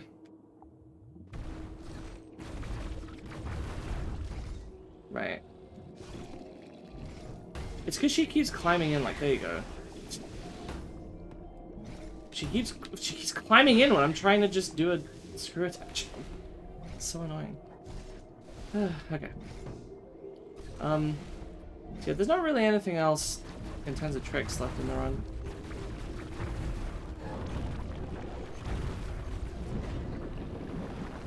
From here on, it's pretty much just doing things as quickly as possible. Normally I get in there a little bit more efficiently, but stupid fish.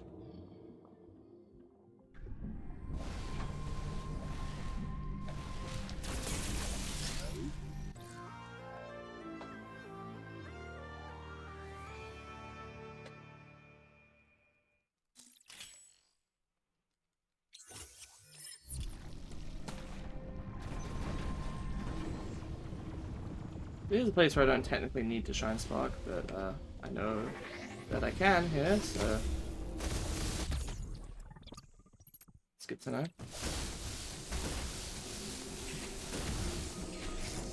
This is probably my second least favorite fight to do in the game, beyond the after the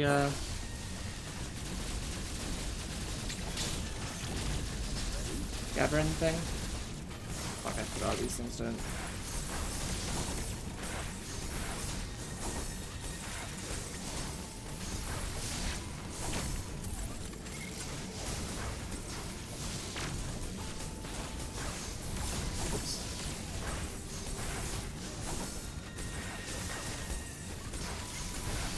Oh right, that's screw attack. I don't like screw attacking these things because you do take damage, but it is a good option. Should probably just screw attack this guy. Push it out. Let's hop back. I'm like, didn't I have a quick way of doing this? Forgot about screw attack.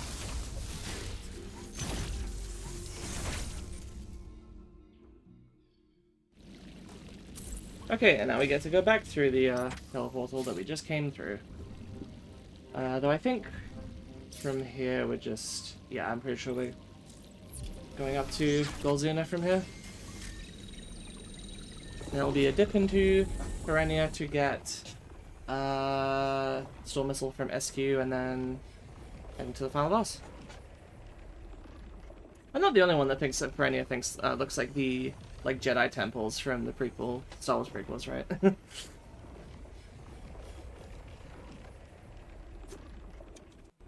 I wonder if that was a conscious inspiration or just a coincidence.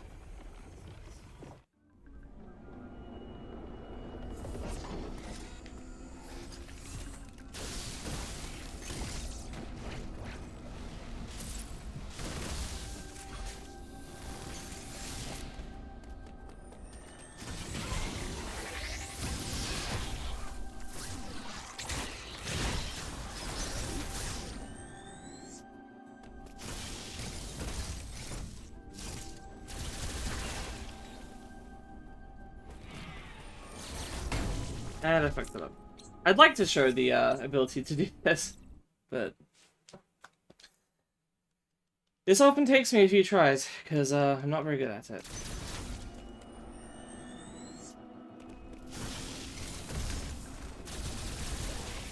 One, two...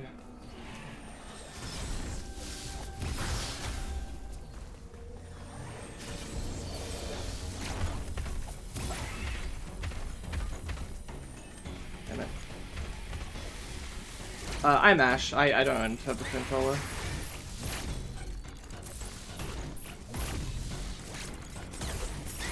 Oh fuck! I didn't realize I was so low on health. Oh jeez.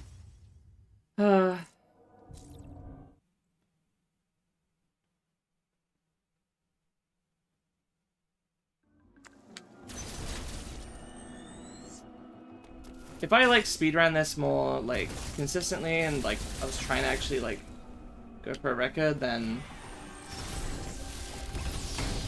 I jumped too high. Sure, you're showing early signs of carpal tunnel / arthritis. You invest in turbo controller. Probably a good idea.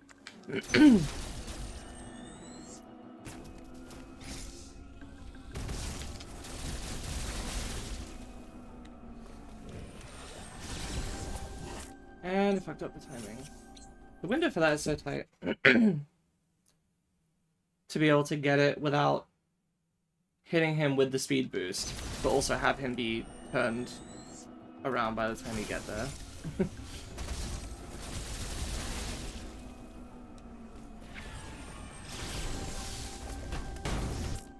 It wouldn't let me do a transport.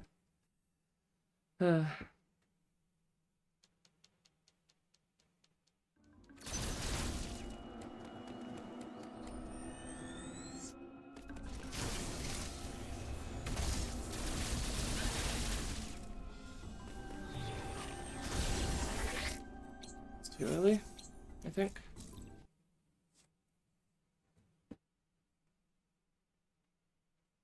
This is usually how this goes. I usually have to keep restarting this because I hate fighting this thing normally, so I at least want to get like the first 3.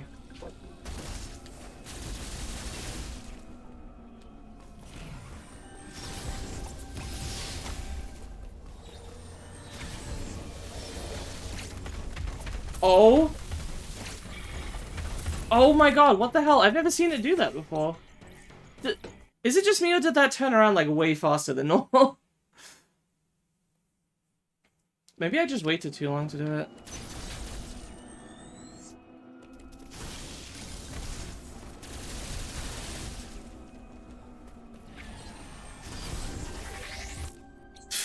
I hate this thing.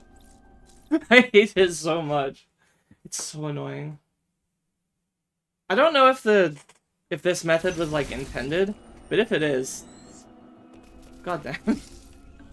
If it's not, then like, you know, it's fair enough that it's so finicky because it's not intended, but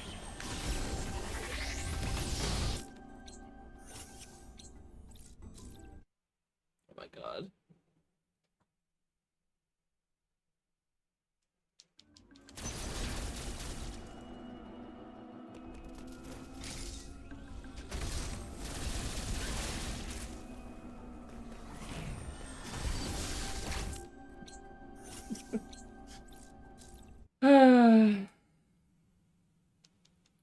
We might be here a while, folks.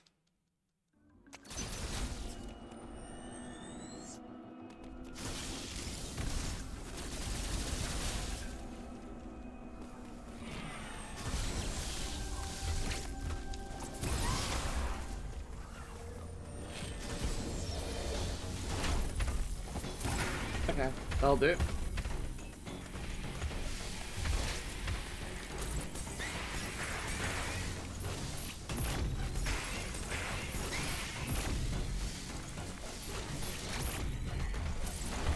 No! I don't... Do I have a good refresh rate monitor or TV? I don't fucking know. Probably not. Power memory room is not 60 FPS. Yeah, I think I remember. Just the one where you fight it?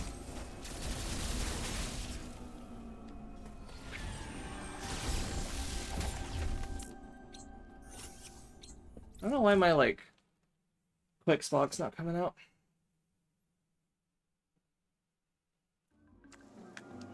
It's so stupid. Normally, if I can get 3, I'm like, okay, and I can do the rest of the pipeline. But I keep taking damage from the bombs.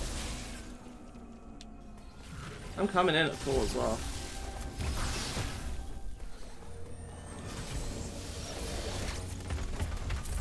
Don't do this to me.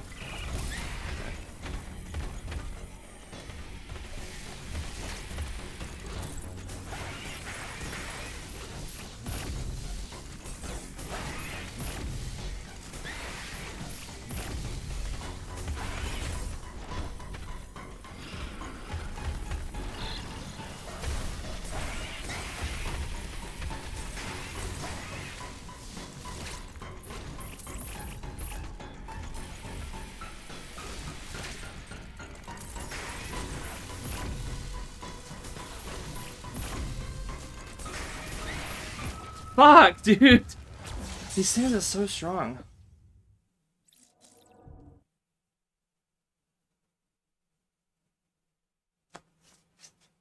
I don't see what the refresh rate has to do with this though, I'll say.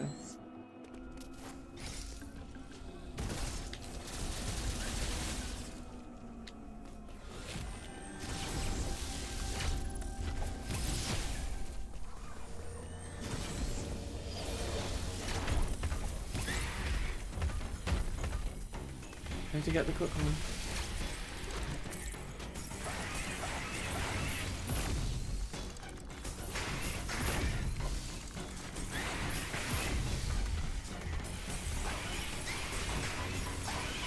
No! I space jumped! What the fuck? What? Why didn't it space jump? Come on.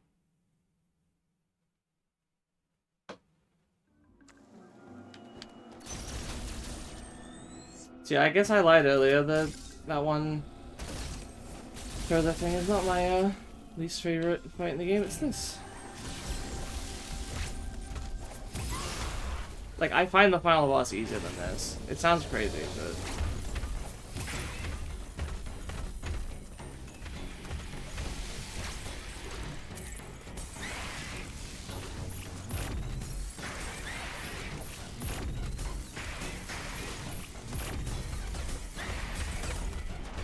Okay, that sucks.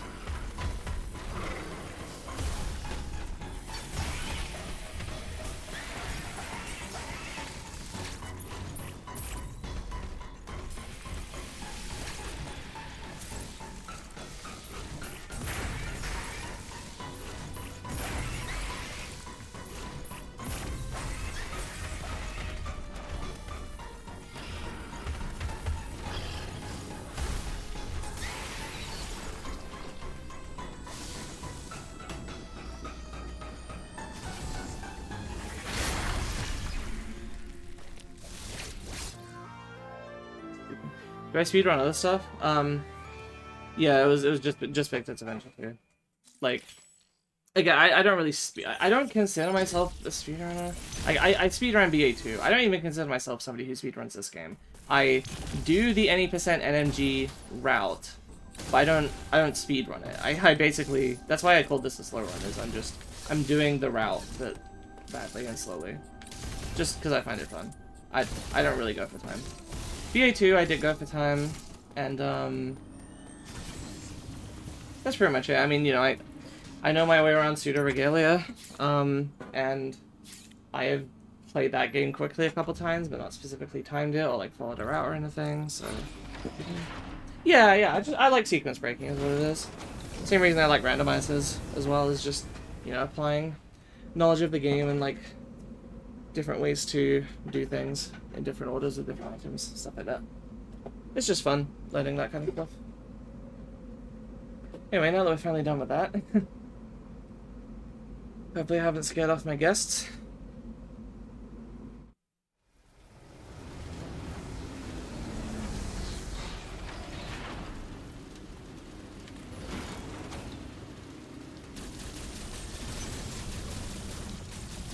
Oh, enough on the end here. Oops.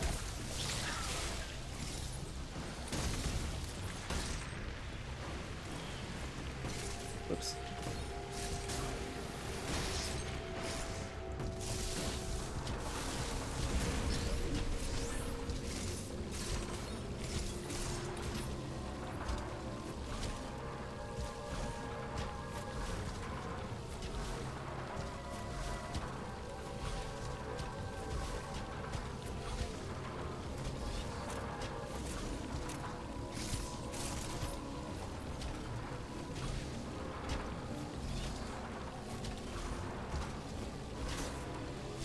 I'm really bad at this movie.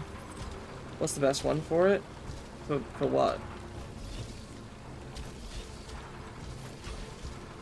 Wow, I'm completely unable to do this. What am I doing?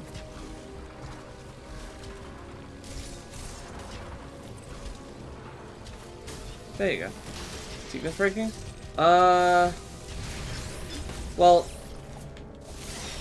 Zero Mission is full of that stuff, but a lot of it is intended. Some of it in this game is intended too. Super Metroid is kind of, you know, the granddaddy of it, right? Like, that's where a lot of people really got into sequence breaking. So Super Metroid's full of it. Like, there's all sorts of stuff in there. I would say one of those two, probably. This game is still... There's still quite a few restrictions. Oh, Metroid Prime as well is actually really good for sequence breaking. So probably one of those three. Super, I would say Super, then Prime, then Zero Mission.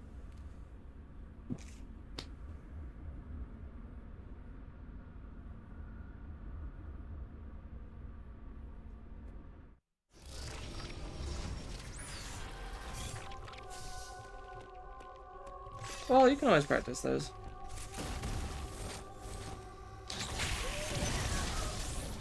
I would say Prime's sequence breaking is really hard. Compared to... Well, it depends on what you're doing, I guess, but... Stuff like Sun Tower Jump exists, whereas... I guess there are equivalently difficult things in Super, I just... I never know what they are, or... know if they're useful. Am I even supposed to go this way? I think so. Nope, no I'm not. I'm dumb.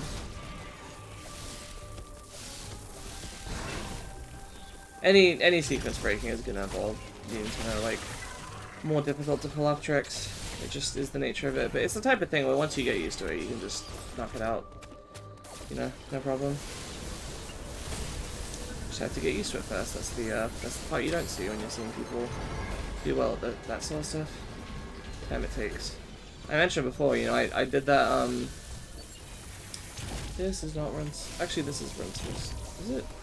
Oh. I think so. Yeah. It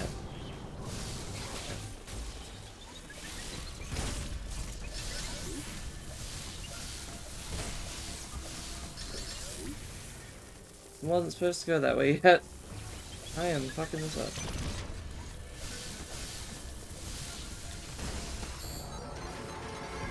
Oh no, it's only... Yeah, randos are super fun. And the thing is, they're very, like... They're very customizable, they're very beginner friendly, because you can know, like... You can have just played the game once, not know any tricks or anything, and still get a fun time out of randos, and then just apply the tricks you do know. Like, I would say probably the easiest thing in Oot that is technically considered a trick is Man on Roof. Like, even if that's the only thing you know how to do, you know? I feel like it's still fun to play that kind of thing and just play the game in a different order. Yeah, here's why SQ is not a problem.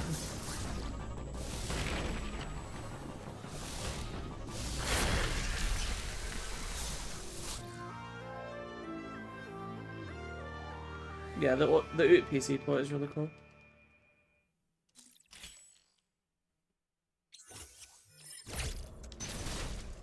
Oops. Actually, was I supposed to... Yeah, I think that was fine.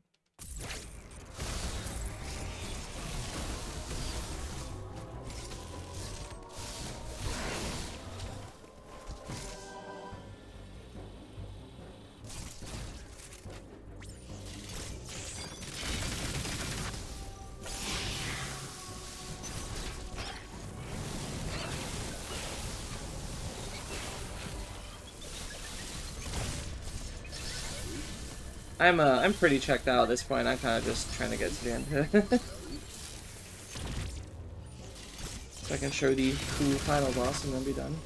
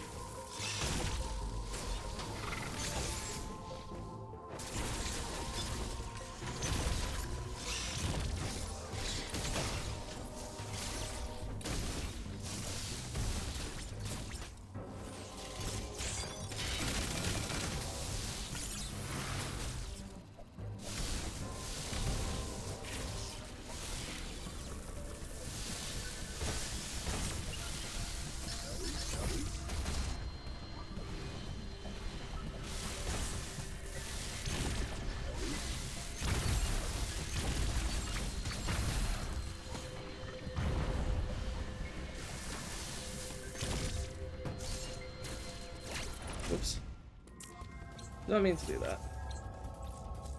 I was supposed to try to try and smoke. Lee? This will do it.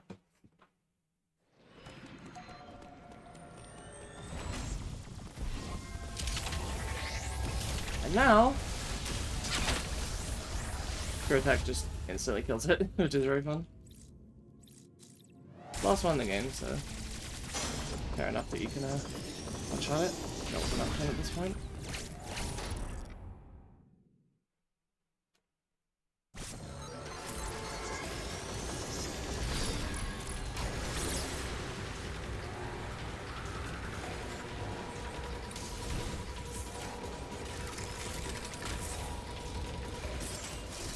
Now, I don't know how to do the quick kill for this thing, so I don't... Oh my... game. I don't know why this laser's so jammed.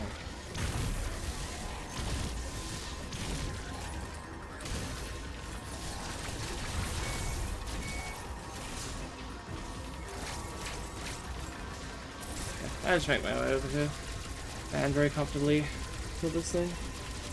Probably you just do it at the end of that corridor instead of the end of this one, but... Okay.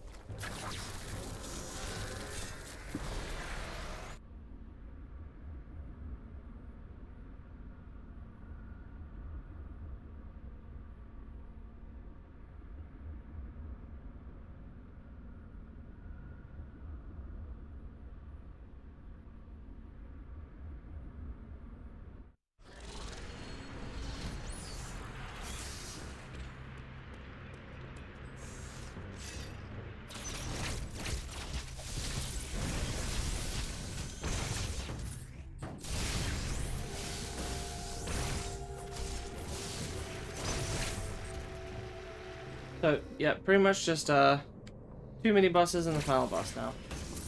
And then obviously the escape. Oops. Yeah, here's that rune that was being talked about.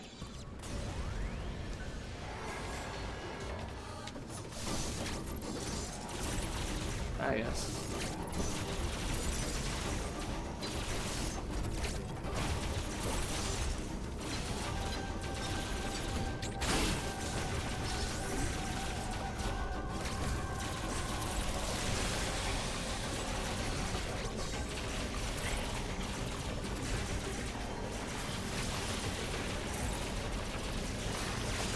Okay.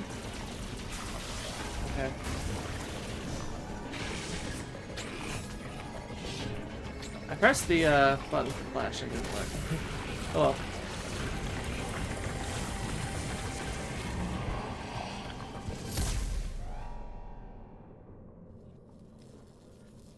And you can't skip this cutscene for some reason. I don't know why. But it's compared to the fact that almost every other cutscene is skippable, I guess because you can't skip the other enemy defeat cutscenes, this one just feels longer. I don't know.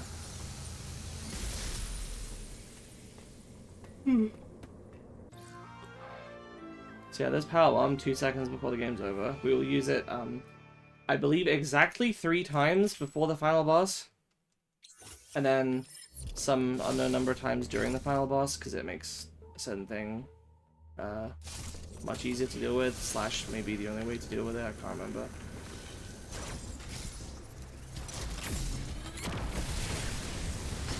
So that's number 1.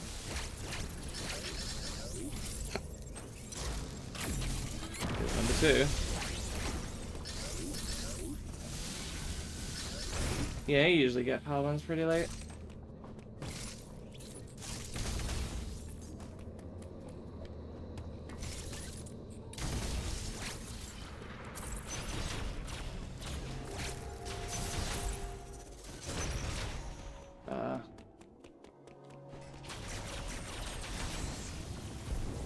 And here's number 3. Okay, what? Oh, yeah, of course I need to refill it. I'm stupid. I forgot you started with only 2, and you need to use 3, so...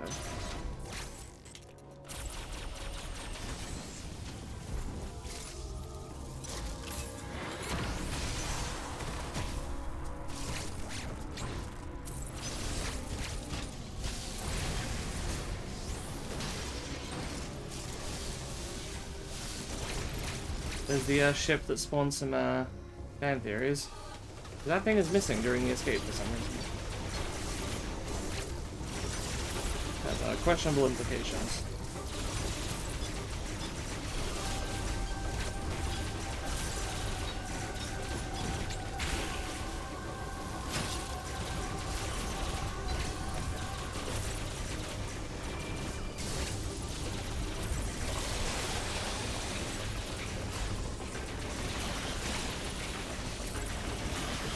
Okay, what?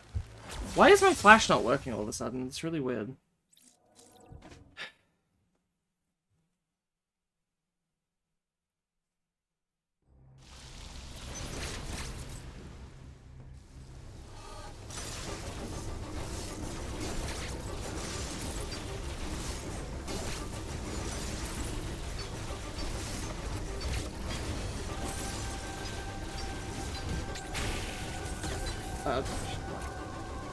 Press the wrong fucking button.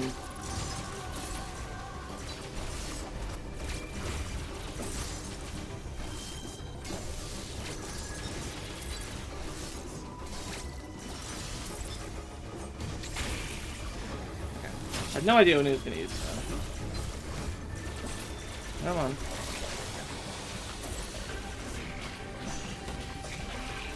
I thought that wouldn't be able to hit me from that range. That's strange.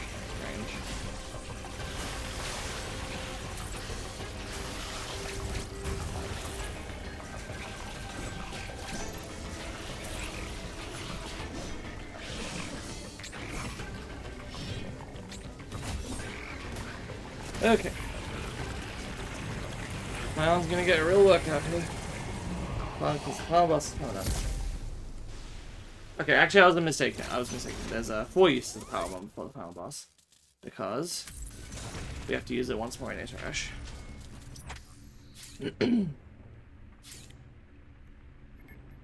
Yep.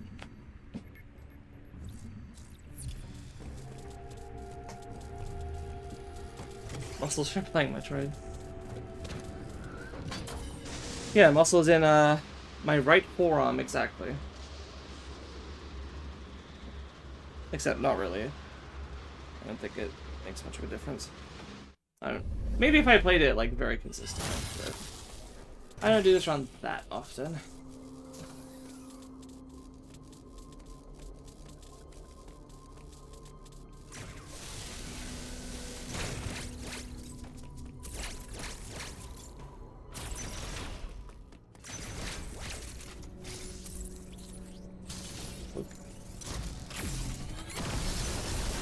And for some reason, destroying that turns all of the teleportals in the game into like omni portals where you can go to any other one. I don't know why, but yeah, makes 100%ing a bit easier once you reach this point.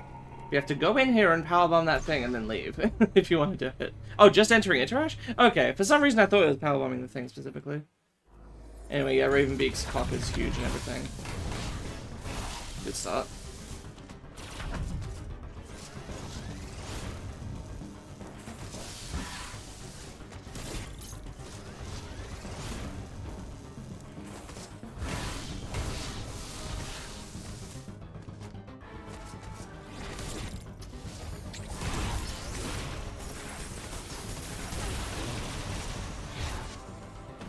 I'm doing a weird technique to skip one of his shield phases.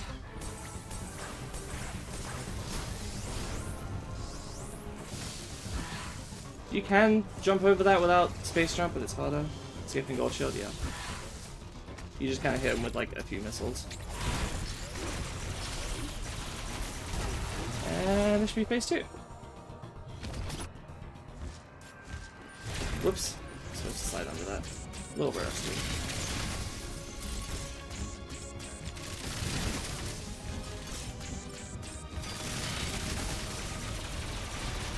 This is a weird thing you can do that makes him shoot over you for some reason. Don't know why.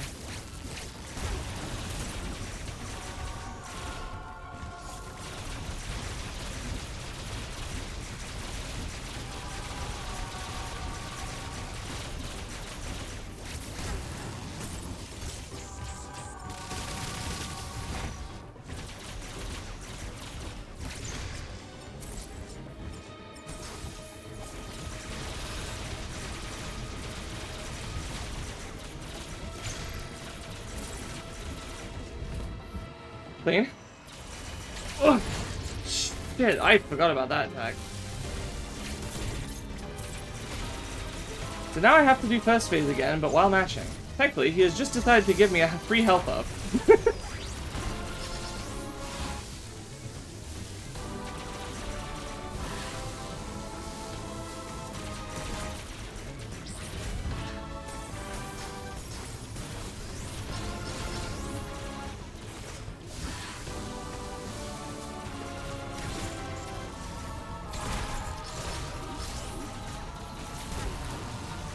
I actually switched to matching with 2 thumbs during this part, just because I don't need to have my other thumb on the stick, and it makes it a little easier for me.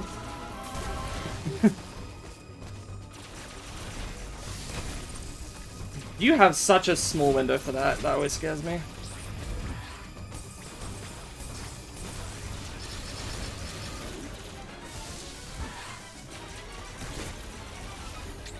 And that should be it, I think. I think we'll get him during this. Either this or one more of these.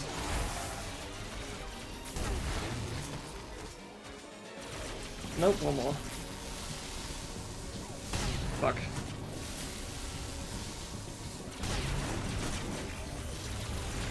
Oh, fuck! More health? Sure. Badly.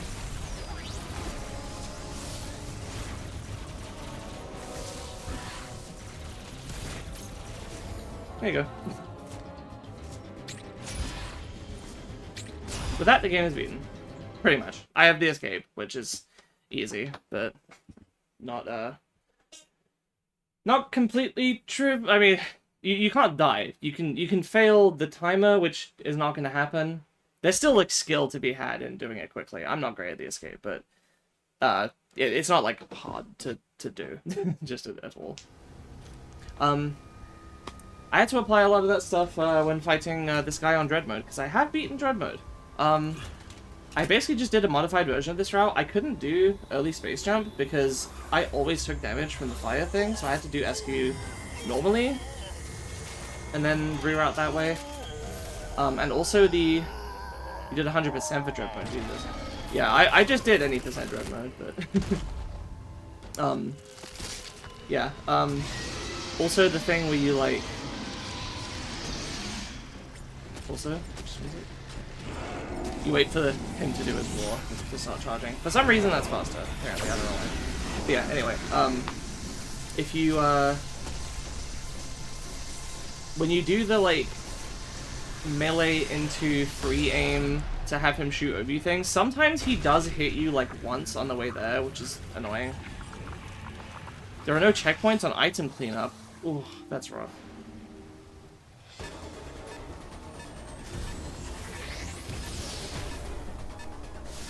And what's interesting here is that all of your Aeon abilities are actually disabled during this section. If we go to Samus's thing, you can see the beams are in place with the Hyper Beam from Super, and the suit is the Metroid suit.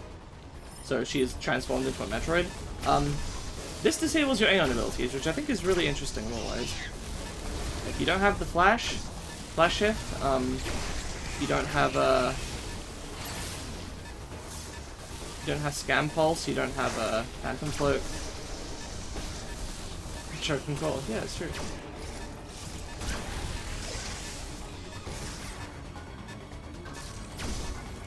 I'm interested in seeing if they do anything with this in Metroid 6. Based on Prime 3, I would not want it to be like some super form she enters or something, because that would be really... I didn't like Hyper Mode, so I don't want it to be anything like that. I don't know what they do with this.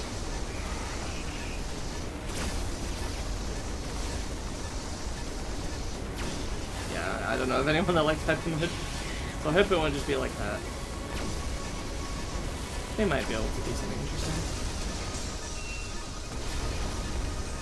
Oh, I fucked it up. I want to show this Shrine Spark.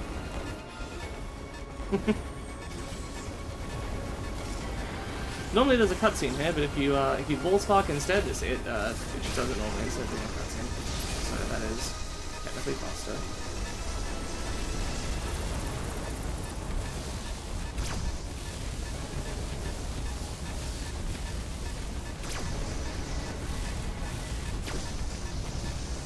And there you go.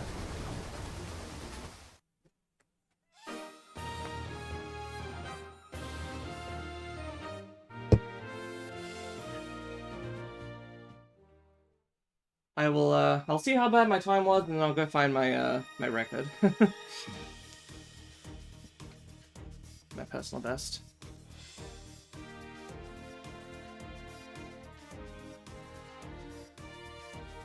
Ah, it's not too bad. Well, let's see what the, like, total playtime. Yeah, that's kinda... Yeah, quickly check my album here. If it's filtered by... I believe this is my record. Which I'm pretty proud of. I got the clear time down to sub 2 hours. Even if the total playtime wasn't. This was a while ago. I haven't topped this record since like 2 years ago, I think. But it is what it is. Yeah, I really like this game. I'd love to see Mercury Steam make another one. Learn from what they, what they did here. Maybe try something new with it. I'm down with them, experimenting a bit more, because this one was very, like, I would say Dread was, for the most part, very, like, it didn't push the envelope too far. The Emmy sections were very self-contained. So if you didn't like them, you weren't in them for too long. The boss design was... I don't know how conscious that was to be different from the rest of the Metroid games. It was very Samus Returns-esque, which was very, like... I would say very Hollow Knight, but that game came out, I think, only a few months before Samus Returns, so it can't have influenced it, but you get what I mean. Yeah, I'm pretty happy with how they've been handling it, and I'm looking forward to see what they do next. Assuming that it is more Metroid, which I guess isn't necessarily guaranteed. But I'd like to see more 2D Metroid. I think they've indicated that Dread is basically like the close of one chapter and the start of another. You'd love to see them remake Fusion. They really wanted to, right? That's how they got their hands on Samus Returns, right? Was they made like a demo of a Fusion remake, and then Nintendo were like, looks great, but do Metroid 2 instead. So yeah, Fusion remake could be really cool. Especially, dude, imagine if they actually got rid of the, like, forced linearity in it, and actually, like, loosened it just enough, bring back bomb jumps, give people the opportunity to sequence break it if they want. That would actually make it better than the original Fusion. Like, that would be an easy upgrade, even if everything else was the same. People seem to want a Super remake. I don't know. Super's a weird one because it's very, very good, obviously. It's very well designed. There's a lot in it that is the result of clunky, old... Not even clunky. I mean, there is some clunk to it. Like, the controls are not great, IMO. With, like, the dash being its own button and stuff. Yeah, that's the thing, is a lot of what makes it good is rooted in stuff that would definitely be changed. So, yeah.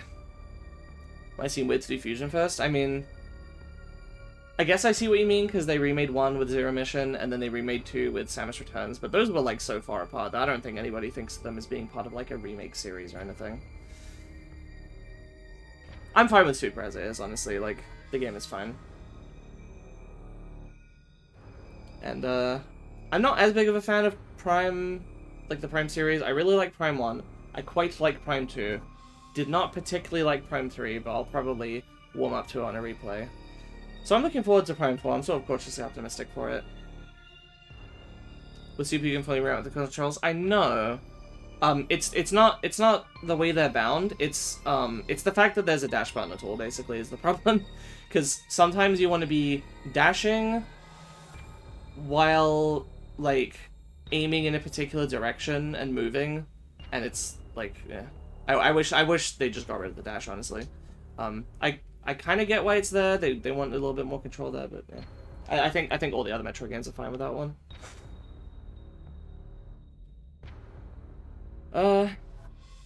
Switch to launch. Yeah, people probably would buy a Super Remake, but I don't think they would be able to make it better than the original. Fusion, they could easily make it better than base Fusion.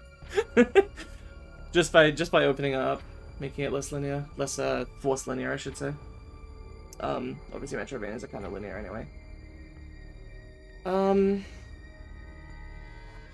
yeah, I really should get around to trying a Fusion render sometime, and then seeing if my computer can run a Switch emu for Dread render, because I love Dread. I'd love to explore in other ways as well, like the randomizer. So yeah, that's it for today. Thanks to everybody for coming along. Again, to anybody who's new here, Moosnick, and any of your audience that are here.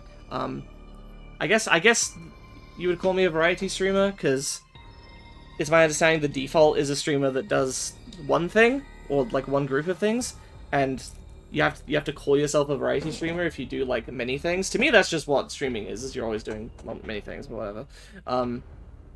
So, you know, I like Metroidvanias. I've played Metroid and like Zelda and anything that can be randomized, basically. I do a lot of that, but I do other stuff too. I've streamed Pokemon, I've streamed like Mario Kart, I streamed a lot of stuff with my boyfriend, as I mentioned, so mostly Nintendo stuff, but some other stuff too. I do FF14 as well. So, interested in that, you know, I'm trying to stream more often, more solo stuff, sometimes with my boyfriend as well. And hopefully I can kind of build a bit of a community here. I'd like to do that. Yeah, thanks for coming along, and see you guys whenever I next stream. I'll probably do another one this week, because this has been fun. Oh no! Randy showed up at the last minute. You have a habit of doing that. Night, everyone.